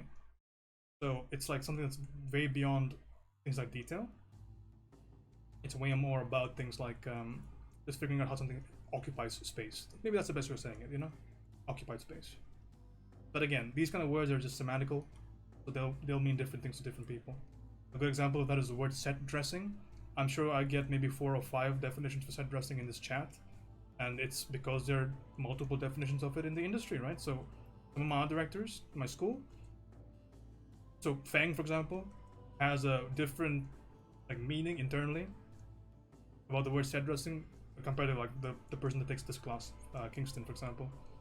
And the same way the person that takes my design class, he probably have a different definition too about this idea. So it's really varied.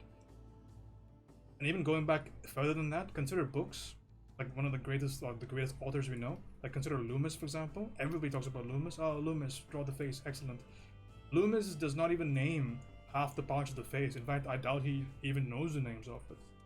But he knows exactly where they are and what they look like, and that's enough, right? It's functional.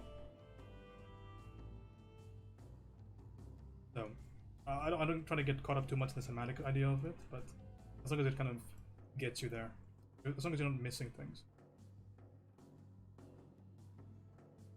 I thought it was kill your darlings. I would kill your kids, but then it might be a regional thing, you know? Like, I've heard people say open up a bucket of worms or something, or a bag of worms, but I've always heard it as open up a bag of snakes. But that may be an Indian thing, I don't know. Values is more like the want. Depends on how you say want. I would consider the values just to be lighting. Values are the way that light affects the piece. That's what values are.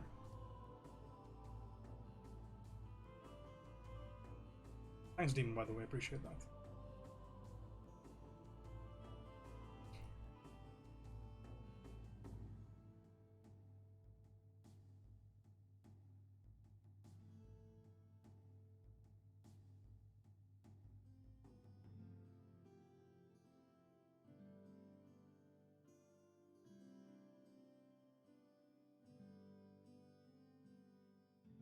How's it going?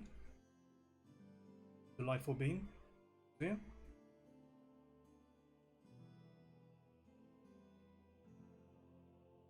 or as I would say, welcome Noesis. Noesis to the chat. Welcome, guys. Everybody say hi to Noesis. In terms of grayscale values, yeah, sure. Noises. It's Noises and Rianus. Look at this guy. It's nothing right. There's a lot of good artists in the chat, guys. So a lot of decent people in here. Go check them out. Find. Good to have a bunch of artist buddies. I grew up with very few people that drew, and I do think that while this whole artist journey is a very solo thing, and I do stand by those words, it is certainly a lot easier when people are suffering alongside you. It always is, right? Like whenever you're going through a tough time, or you get a really shitty assignment at work, you know, or something is really poopy in your life, right? Always easier if somebody's alongside you just equally suffering. Always makes things a little bit easier to stomach, I feel. So yeah, we're all in this together. We're alone together. It's like social distancing. We're kind of alone, but we're also together in it. So yeah, branch out. If you guys are people that are completely doing this solo, I have mucho respect for you, for sure. But yeah, interact with your local artists, man. Learn a lot more. Like I can't tell you how lucky I am to have enough people on stream and off stream to just call my shit regularly.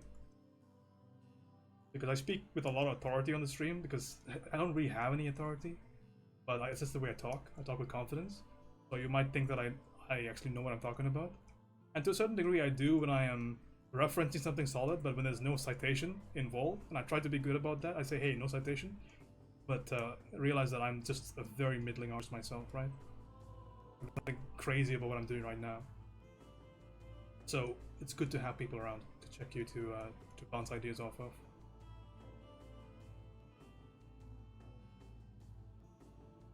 I like how Azara is not commenting. You know, typing is hard for him. No, it's not holding up to a high degree. Don't bully the guy. It takes a while for him to find all the words.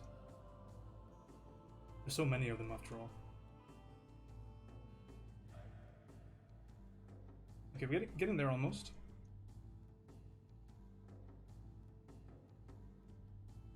Don't be too crazy. Be a bit more specific. Like I said, one of the big things here is that if you're gonna put something correctly. All that stuff, it all adds up. Not being sloppy, it all adds up in the piece.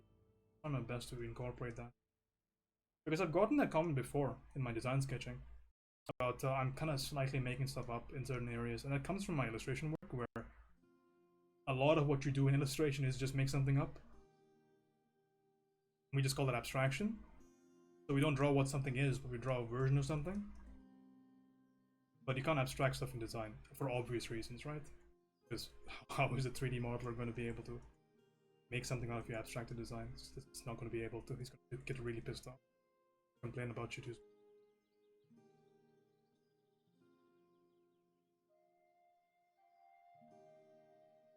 Our little Internet Explorer.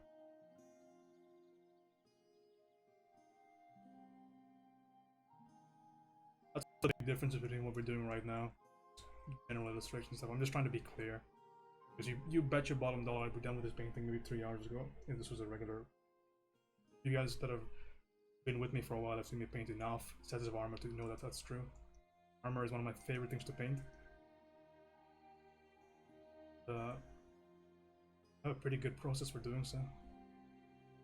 Okay, so I think last couple of things are sword and material. Let's do sword first, and then we can just do a material pass. You guys can see me do some stuff here for the materials, and then we're basically done. Let's go ahead and grab the reference that includes the whole sword. I'll work on the scabbard a bit. Scabbard with the hilt. And then we can do a little bit more. Do the blade, and then we're done. How do you feel about the left foot? The question is, how do you feel about the left foot? The answer is you're not happy. We'll look at it again after we're done.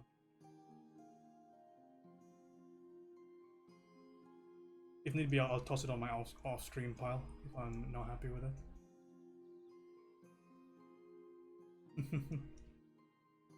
Like how you did that there. Very, very casual.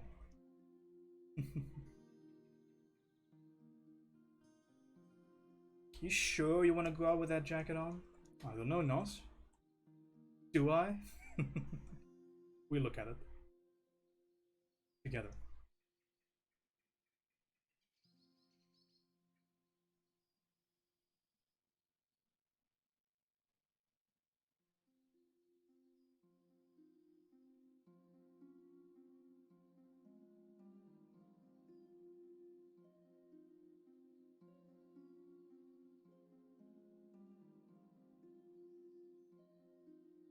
Was he talking shit? Of course not. Are you kidding me?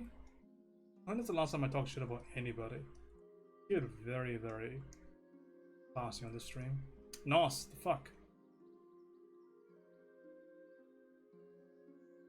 Okay, so this is just a perspective problem. But I think my drawing is sufficient. Get through it.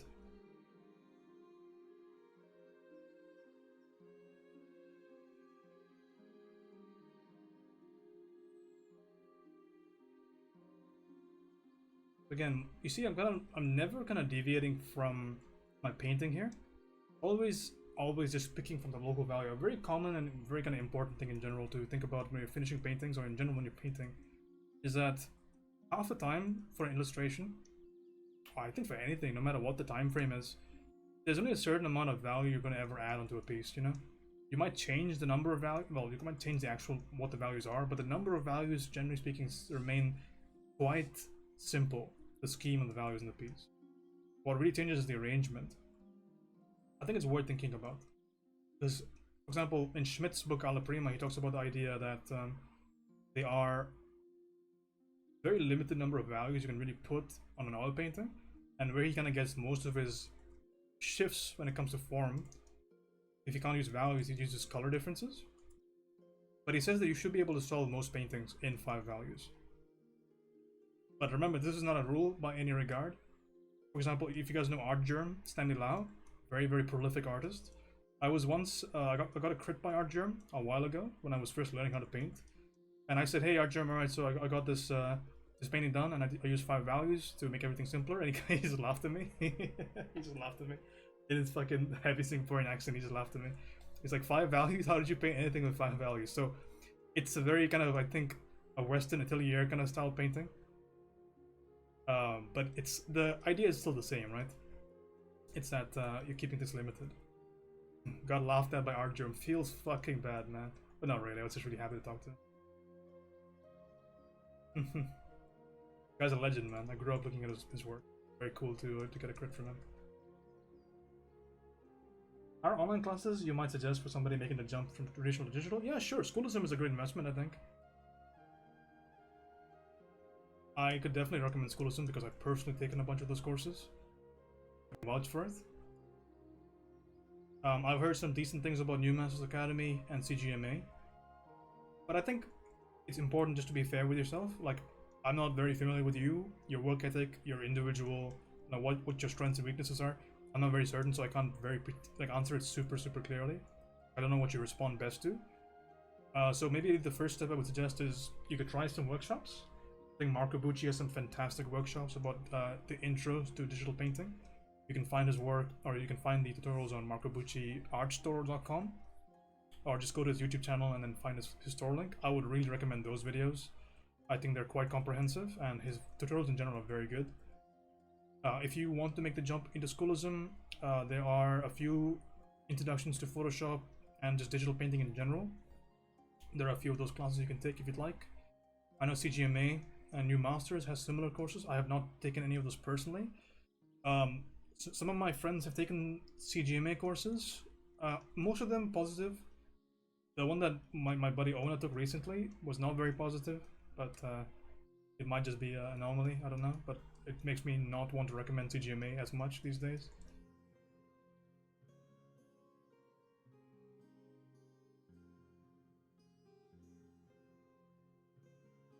But as I said before, right? The most important thing, because maybe you don't need any classes, maybe you just need YouTube, and you just need time.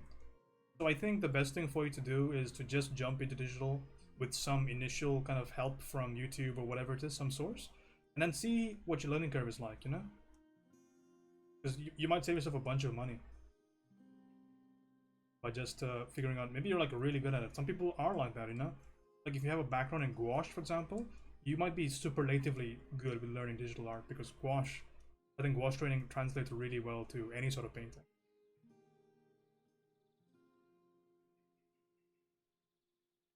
So that's why I said I don't know your background, so it's hard for me to just conclusively say this is the best thing for you.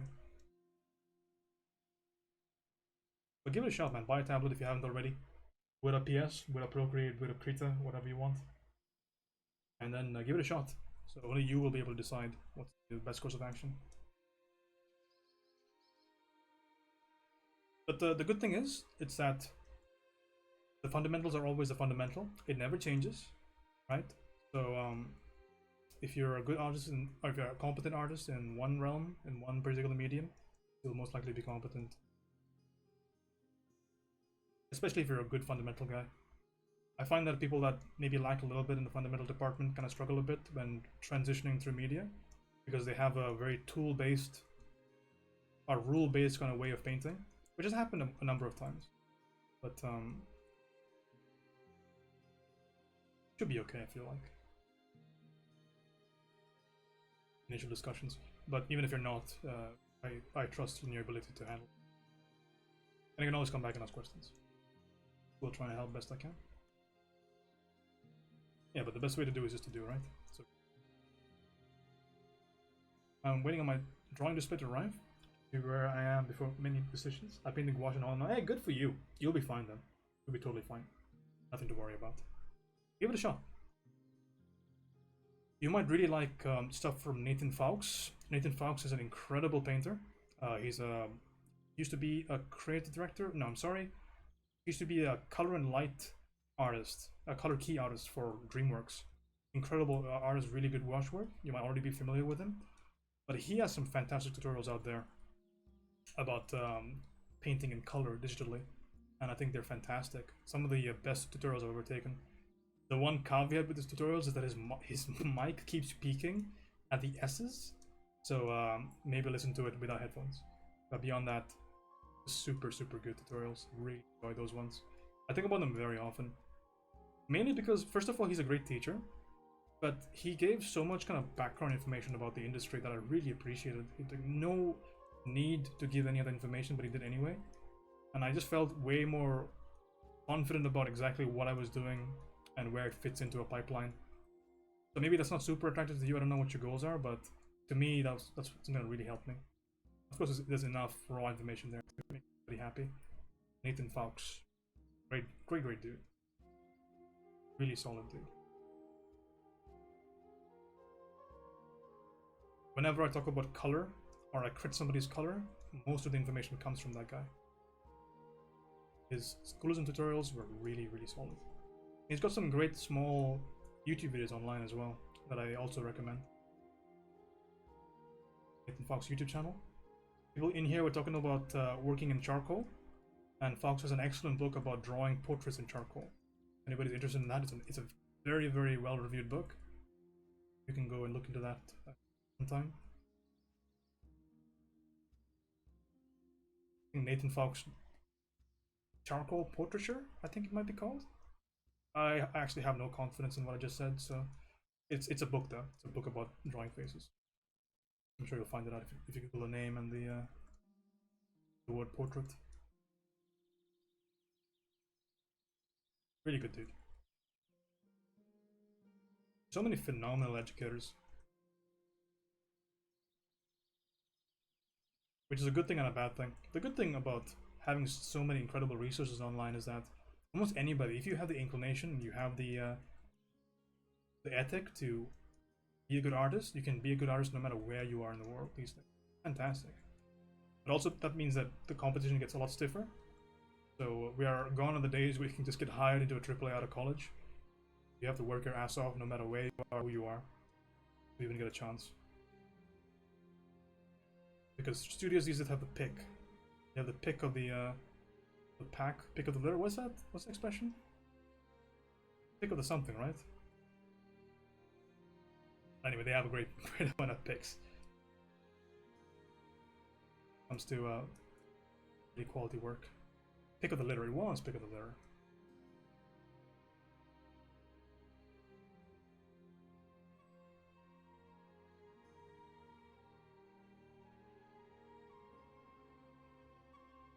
Right. Get in there with us. Thank you, Nos. Let's hear from Nos, everybody. Lovely assistant. Appreciate that. Come in there with the assist.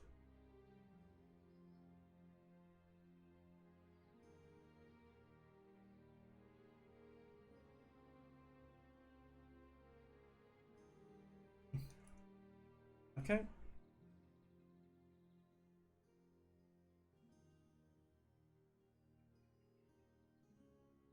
Just about terminating that sword right now.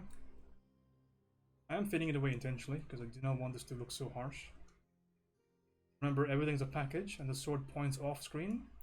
I do not want it to point off harshly.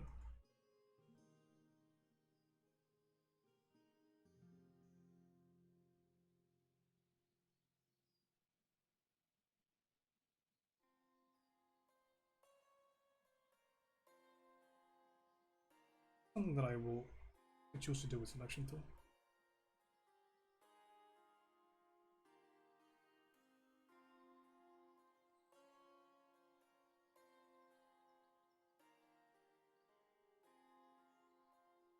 Not quite.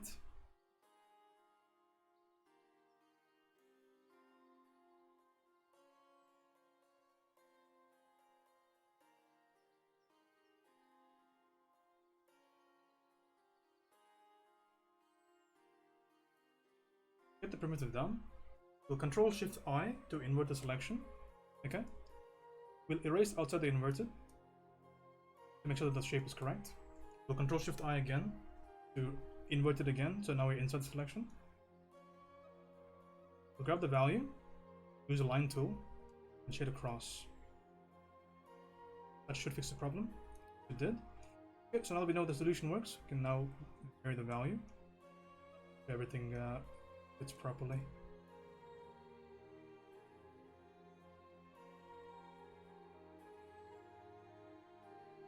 That line lines up properly.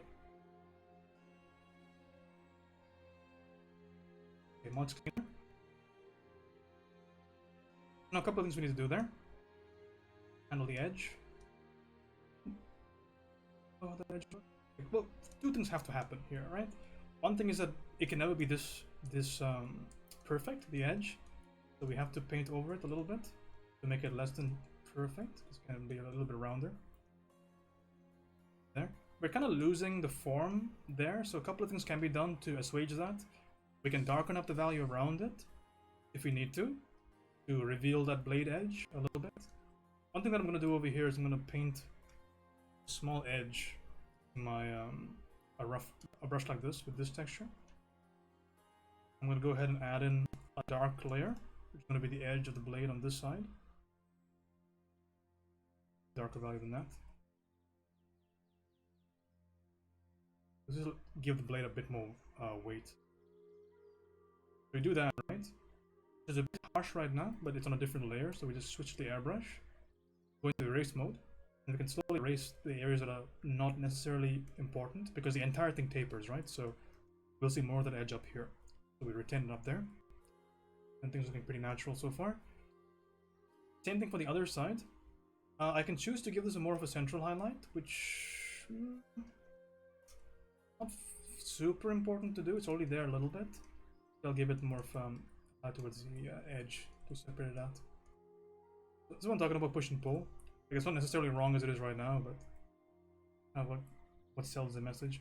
Also should be kind of here is that how much of this is actually revealed metal? Probably not over there. Probably over here, yes. So over here. What display tablet did you get, by the way? I haven't ever owned a Wacom display, but those are usually the standard ones. I use I know Azar's had some bad experiences in the chat with Heon, but they've been pretty good to me in general.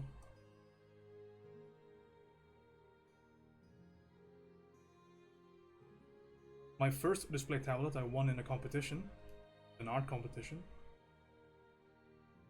That one died pretty soon. I think it was because of an electrical failure, actually. It was a very bad day for me.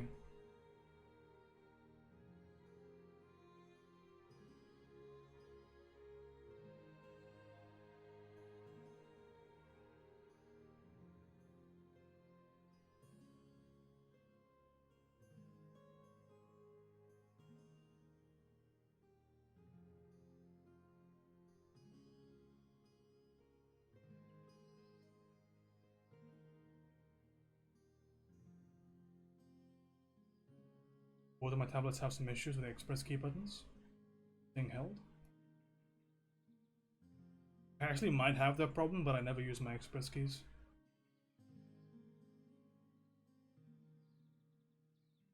I always prefer the keyboard. There's a lot of shortcuts in my. I'm gonna add some notches in the blade here, some imperfections. Doing that with selection tool.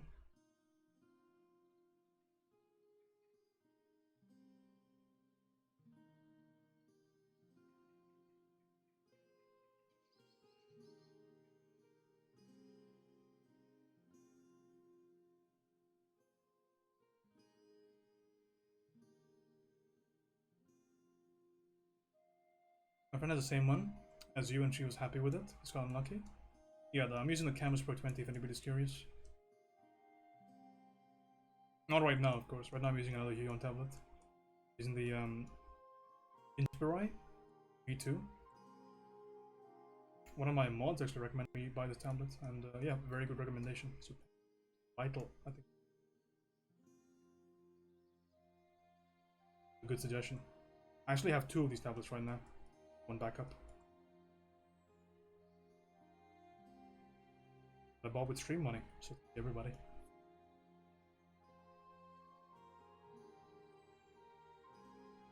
Because I was really terrified I had been in a situation here that I wouldn't have a working tablet. Because my old tablet I got really mangled in travel. I was afraid it would just die one day. Got a spare.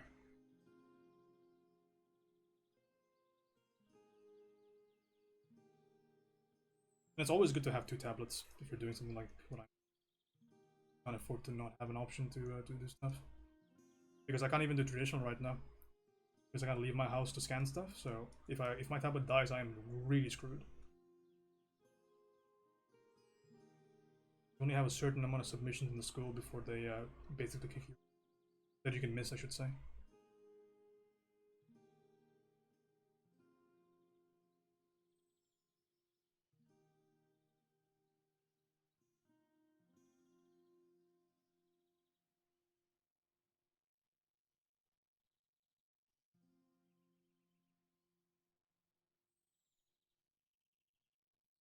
Okay, so it's fairly handled.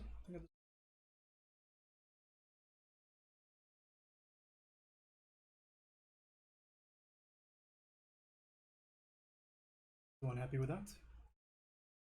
Look at this boot. Stay home, save lives, help stop coronavirus. 1. Stay home as much as you can. 2. Keep a safe distance. 3. Wash hands often. 4. Wrong. Cover your cough. It's an ad.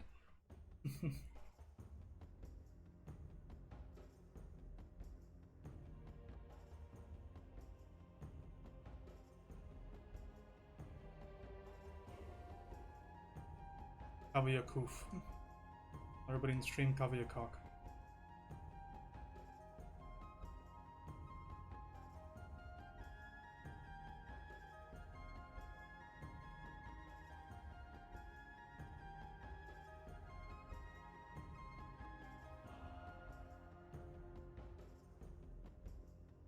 Okay. Problem with the left boot. I guess it does look a little bit flat. Nels, what's your opinion on it? Give me something less passive aggressive. I'll wait for your reply.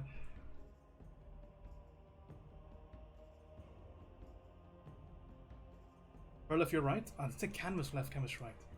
Dumbo.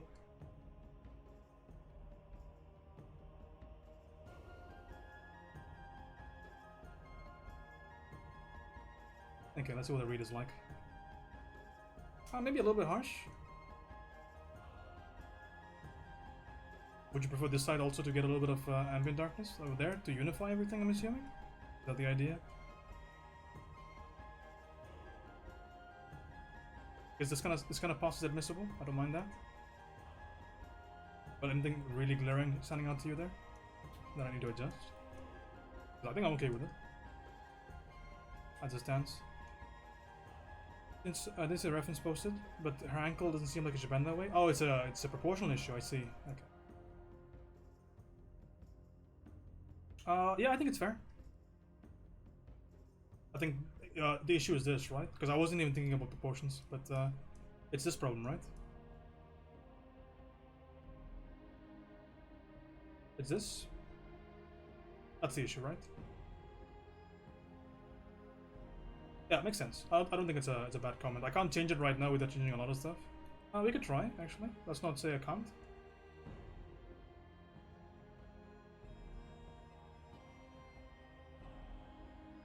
Does it help?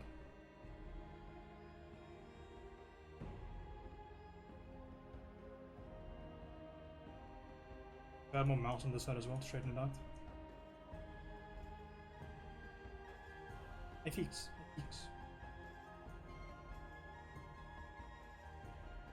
Yeah, I wasn't even thinking about the proportion. It goes to show just how like lost in the sauce I am right now. But fair, I don't think it's a poor comment whatsoever.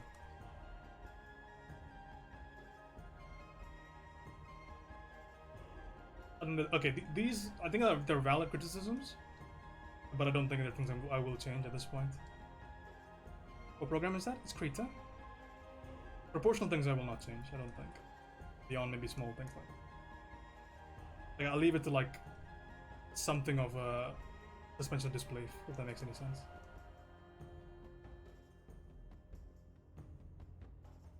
But I will have to watch out for it next time. I think it's a completely valid thing to point out, so I have to tighten up my drawing a little bit. I jumped maybe a little bit soon into the rendering. My drawing is fairly ass. I don't know, fair. And I'm glad you brought it up. Keep bringing things like that up to me. Because I genuinely have not even thought about it. Good thing to bring up. Totally fair.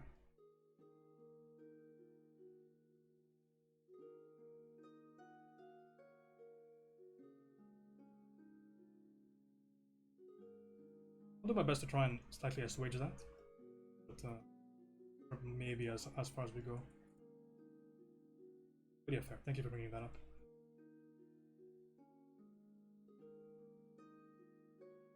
Yeah, but it's Krita. It's Krita. I see it.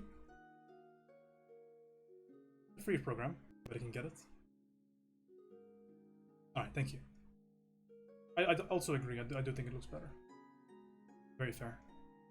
You know, the boots, I want to add maybe a little bit of a speck on it, a bit of a highlight.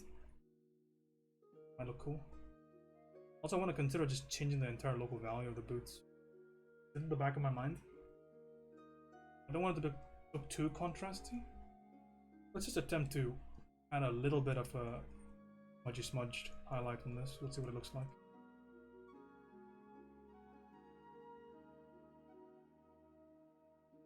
Give me any more polish? Nah, I don't like that. Stands out too much. We'll leave it as is. We're okay with it as it's. Greta, you just don't have any of the menus showing, so it threw me off. Yeah, I'm sorry about that. I actually capture a very particular part of my screen because my menu setup is really annoying for people to watch. Because I have my brushes and my color selector almost on top of my canvas most of the time. Because I don't like moving my arms around while I paint.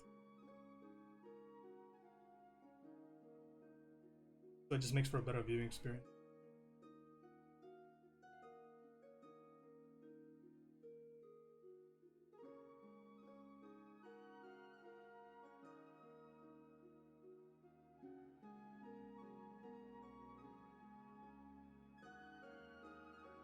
There's little things like that bother me. One of the things that takes me out of my painting the most is when I have to do like menu stuff like that. Really not happy when I have to do that stuff. I just want to paint all the time. I don't want to think about the additionals.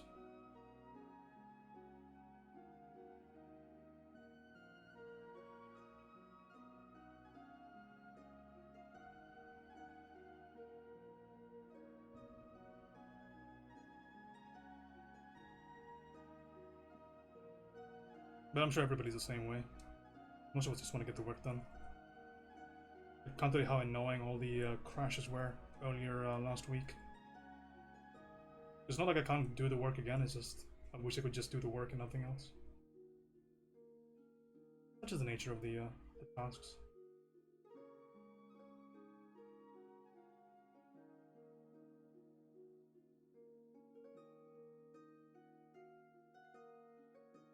There's also an earlier version of Krita if you're curious. I use 4.1.7 and I haven't upgraded because I don't feel like I need to. Pretty happy with this version. Which comes into a little bit of a problem sometimes because I have to sometimes update and then go back to this version. Because every now and again I have to test out brushes for some of the devs. And they don't work on this version sometimes. So I helped Ramon, who comes into the stream every now and again, who works on the brushes for the default pack on Krita, and he runs the Krita YouTube channel. So I helped him test out his oil pack and some recent stuff. So that most of that stuff didn't run on my version, so that's the only problem.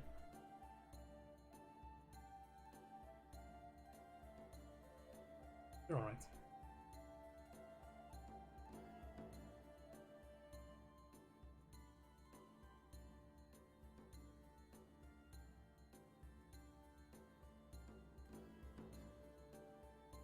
I go thinner, but around I'm not happy with.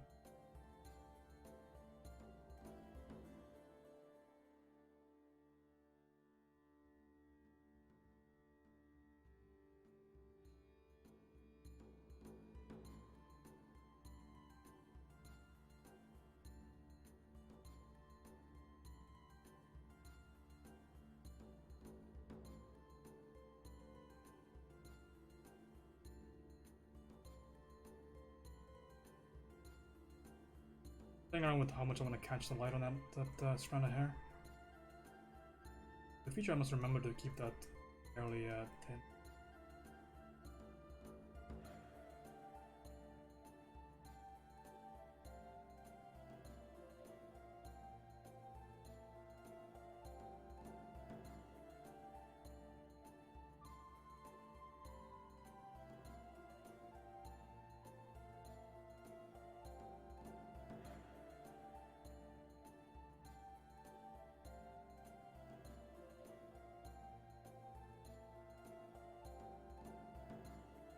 You should upgrade when the next version comes out. 4.3 is going to have a lot of functionalities designed with people in the forums.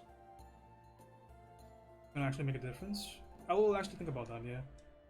I noticed that one of the versions had an issue with streaming. It didn't stream on OBS, so we'll check that out, because if that's the case then I don't really like that too much.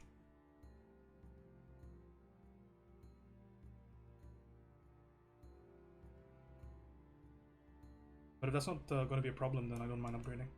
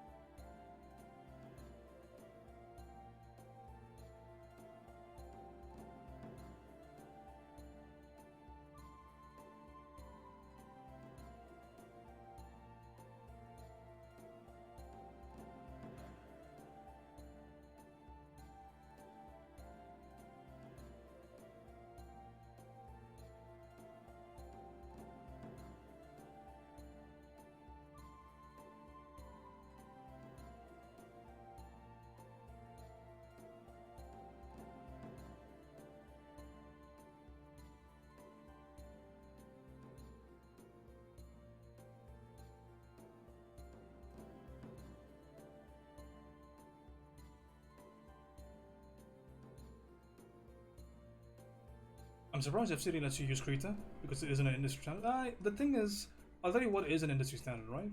It's way more about the work you produce than the program you use. Now, while Photoshop is used quite pervasively, and I do know how to use Photoshop, school basically just wants you to make good work. If you meet the spec and your work is good, nobody cares what you use. Which is just generally how it's going to be. Because the real reason that Photoshop is important is because if you work in-house and you work with other people that use Photoshop, if you're going to be transferring your files, for example, then it's super important because you need to understand how to set everything up, etc, etc, right? Really important. But the thing is, you take an export in PSD, and the work that I produce is on spec with what the school requires from me, right? So the program allows me to make work that is perfectly acceptable. In fact, it's sometimes considered very good. So that's basically the only thing people really care about in general. It's a very result-oriented industry, right? So if you're going to be able to make work that's high quality, generally speaking, nobody cares. I'll give you a good example. Maybe not as small as Krita, but Procreate. I can tell you a lot of artists that I know that are, our level of, meaning like not great professionals, even though professionals have used this, but a lot of artists that I know do their work almost entirely in Procreate these days because it's so portable. And there's no issue. No studio has ever said, oh, it's not a PSD. Because most of the time you're dealing with PNGs or JPEGs anyway, right, for your submissions. So it's totally fine. Like my friend Paolo, who worked for a bunch of studios, he did most of his submissions, most of his work he did on Procreate, no problem whatsoever. Totally fair, totally fine.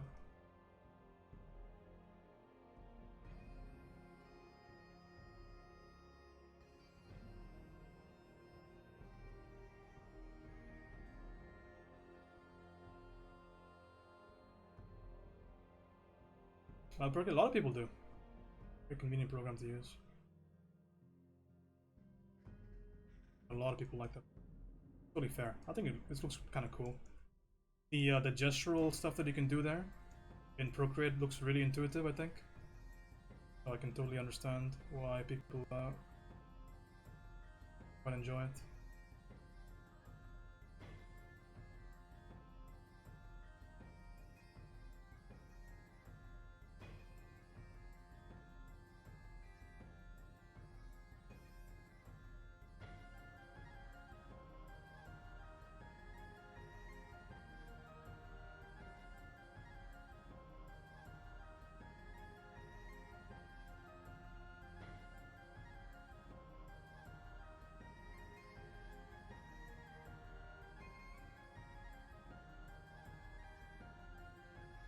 Final bit of push and pull here.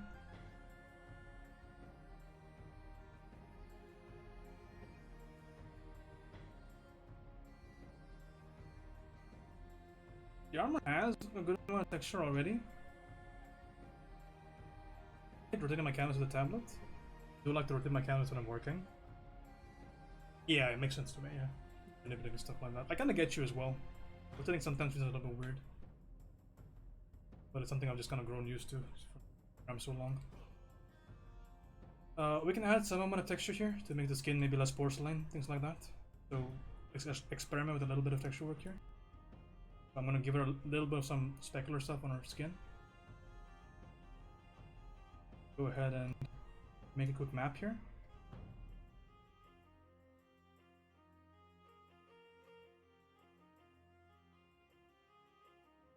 Oh, fuck. I can't believe you've done this. We'll grab this map. We can make it smaller.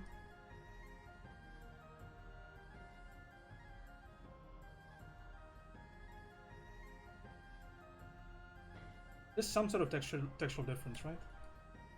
There, we can copy it. Around.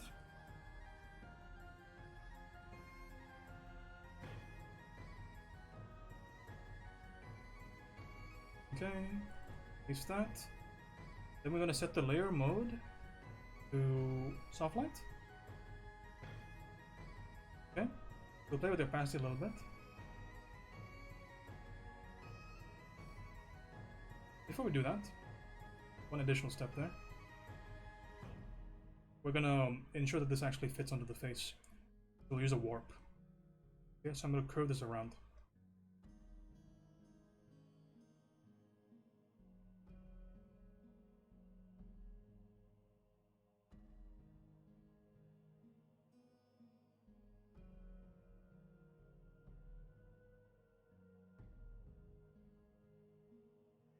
I understand that right now she looks like she got a face full of diarrhea through its green door, but it's easier to work this way. You can see.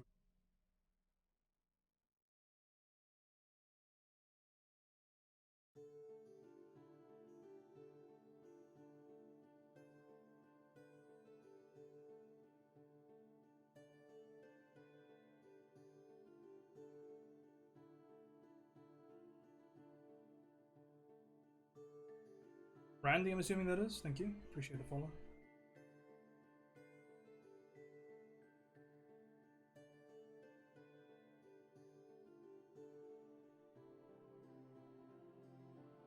That value describes form, so you can't ruin all your value work by texture, because texture also has to follow form.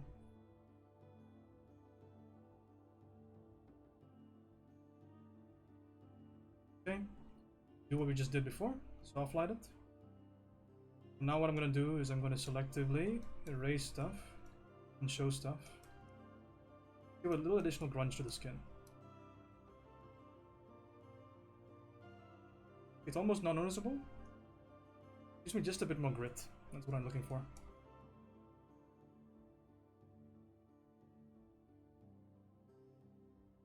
Little bits of imperfection. Same story for the armor.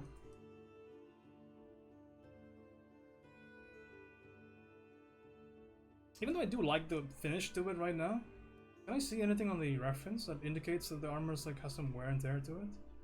Not really. There is some scuff marks here and there that is already in my brushwork. I think I'm actually fairly okay with leaving it as is at the moment. We don't need too much additional stuff here. Like we can attempt to do a whole manner of things here. Like we can add a bunch of texture work to it and then warp it to each and every plate. I guess is possible. Maybe we'll do it right over here and then transition out of it right over here. Hey, how's it going, Jen? Good to see you. Welcome, guys. So we can maybe do stuff over there and over there, over there and over there. We'll try it out. Welcome, guys. Thank you for the raid. I appreciate that. How was your stream? I've been seeing you do all those beadworks and things. You did calligraphy and then you did beads. You've been diversifying all over the place. I wasn't able to say hi, but I have been lurking. Oh fuck! I can't believe you've done this. You're all hale and hearty over there. Here, welcome guys. My name's Indian Abroad. Used to stream pretty regularly on the platform. I'm in art school, so working on homework right now. So glad you could join me. And shout out to Jen, if you guys don't know her. Excellent artist. And streamer. Take a workout.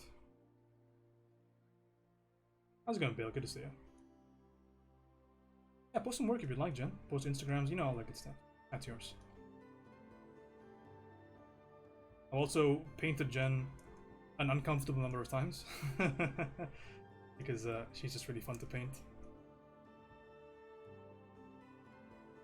That's such a pretty face. Rail tail in the ocean.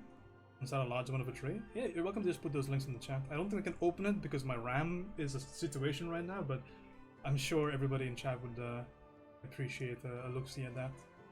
And whatever eyes I can grant you would surely do so. You guys want to see some Gen pictures? Let me see if I can find some without crashing my computer.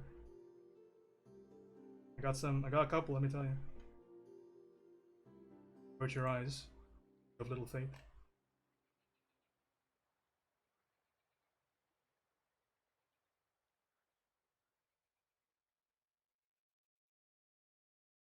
Friday.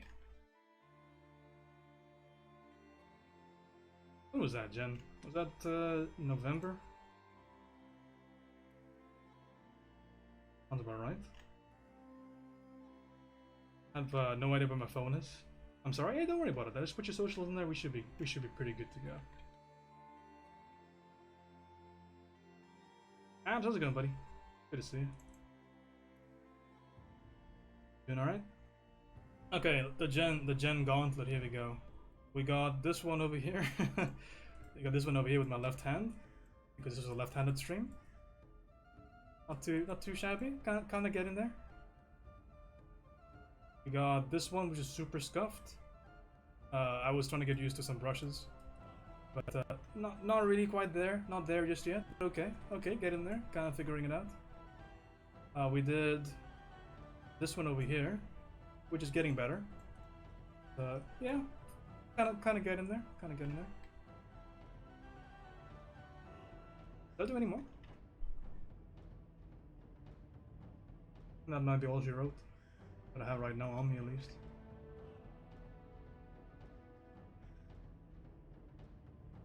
The funny face one. Ah, the masterpiece. I actually don't think I have that saved. It's somewhere in there. I know it's somewhere in your Discord messages, because I remember sending that to you. Anyway, that's some of the work that I used to do. Also, we have a whole bunch of floofy boofers here. I'm a big fan of drawing floofy boofers. They're so cute. This is more personal work. I'll try not to get down the rabbit hole here, but some of my other stuff. Big boy floof, yeah, that's my favorite stuff. This is the thing I'm doing right now. I'm doing a form painting. If anybody's curious, idea is that you do something over there. Yeah, check the link that Jen posted. I'm terrified that Chrome is gonna crash my computer. But this is what I'm doing right now. If you're curious, I'm doing a form painting, and I'm doing a full painting on top of my form painting. So here's my form painting for this one, and here's my full painting. Getting close to completion on this one, I think. We're almost there. So glad you can join me. Thank you again, Jen. I do appreciate the love and support. And don't worry about getting food and whatnot. I know you stream for absurdly long hours. You always seem to be on. Which is nice, because I like your choice in music, so I usually use you instead of Spotify.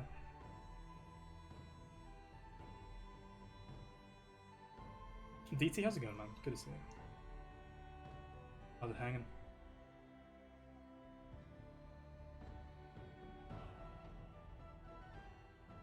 A bit cleaner with my lines here.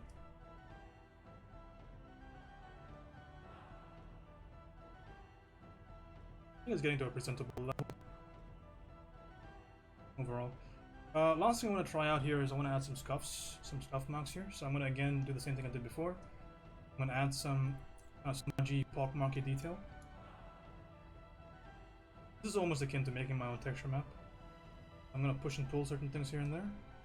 Need a nap? I think we all could use a nap, but you're more than welcome to take one. Here. But don't worry about it. Take it easy. No fuss, no rush, no muss.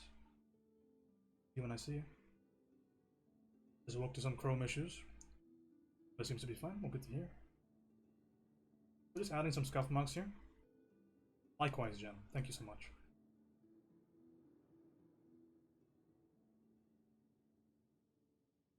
Appreciate it. Cheers. I'm gonna use that. Basically, I want to add some scuff to my armor. We're gonna do this. We're gonna take that little scuff mark, duplicate it around the armor. I'll just specifically put it up here in these major portions. Here, where I kind of want them to be. Maybe an area right there. It's low. Also quite fine.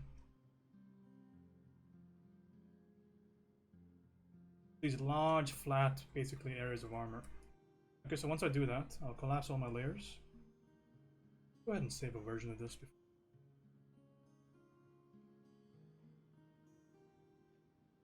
21st backup file. Okay, so now that we're happy with that placement, we're going to go ahead and warp this stuff so that it fits around the armor, because remember, section needs to follow the form. Get the warp tool up. This around.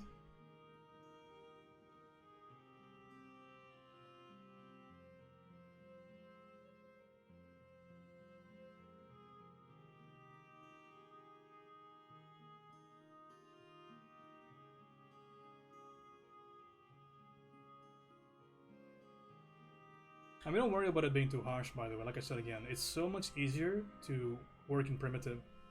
Work in like the most basic version of something and make sure that that particular version is correct, because it has a certain sense of clarity that you can make very informed decisions. And then after that, you can just manipulate it so that it fits better with the context of the image. So if it's going to add a dark, I would add a dark in the shape that I want the dark to be, and then I would figure out how dark I want it to be. A very simple way of like working through complex problem solving.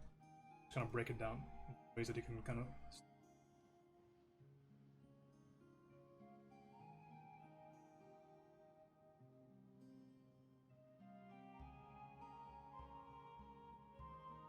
Here's one, same story. Around the chest. Like I said, if I just flat painted value or texture on this, it would not even slightly good.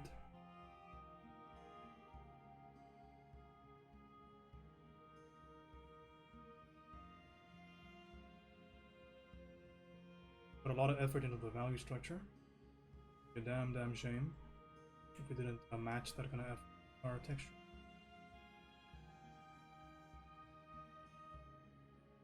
Cheating is real. The problem solving is real. I made no commitments, abs. I made no commitments. There ain't no cheating. There was no ring, so all good.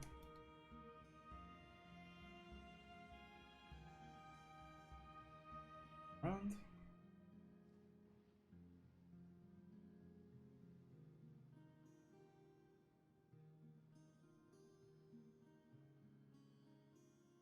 Go. So we got that fairly figured out. So now it's about trying to figure out how we want to manipulate our existing primitive. So I will save the primitive on a file, or a different layer rather. Now I can play around with it. So I'll hit multiply, hit soft light, and I'm going to see what's the best for my piece. Soft light version, my overlay in there.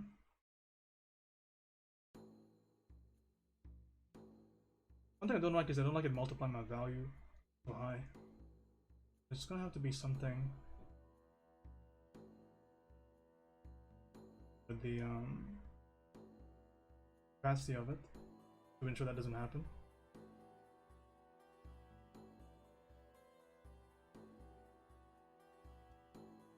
The software version is interesting, but it's giving me a bit too much additional contrast. I don't think I like that all that much. I prefer my initial contrast, I'm gonna be completely honest.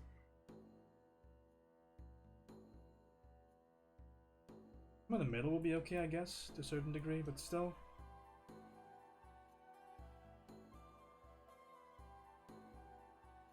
I mean, these are just like cream of the crop kind of solutions there. I don't know if I fully like that. I do like that small pinch of contrast, I'm not gonna lie. Kinda nice to look at.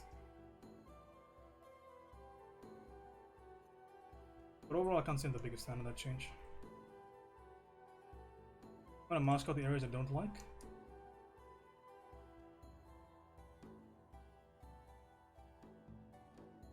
He's gonna add a bit of contrast on the shoulders.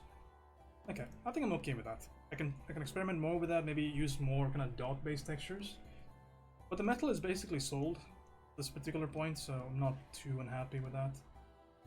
I think it's okay. I'm gonna commit that change. I have that texture map anyway, saved, so it should be fine.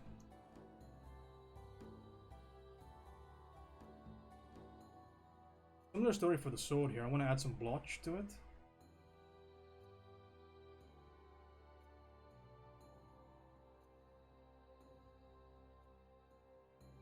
Go ahead and add a little bit of blotch to it. Some slight value variation.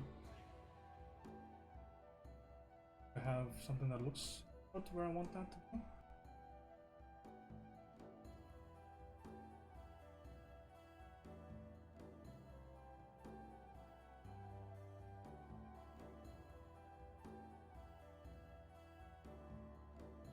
And that is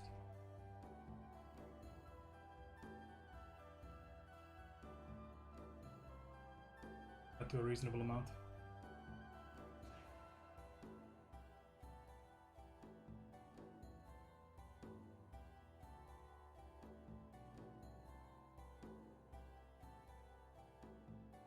to prevent things from looking too homogeneous.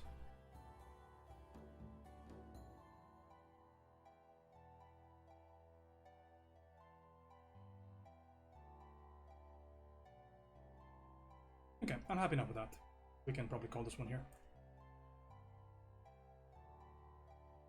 Good.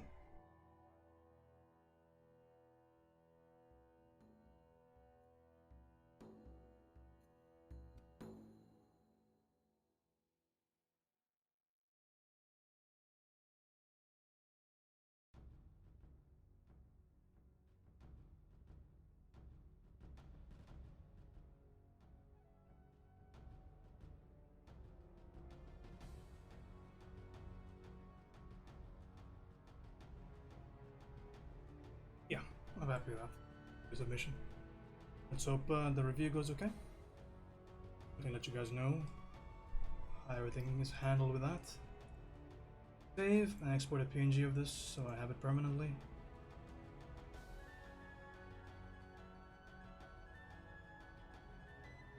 Out of curiosity, have you done the 16 personality testing? Nah, I think it's all horseshit. Have you ever done that?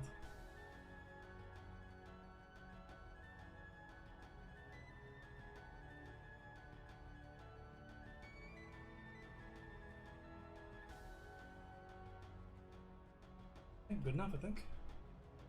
So I want to get some design sketching done now, so that's it for my stream portion of my work. I prefer design sketch off stream if I can.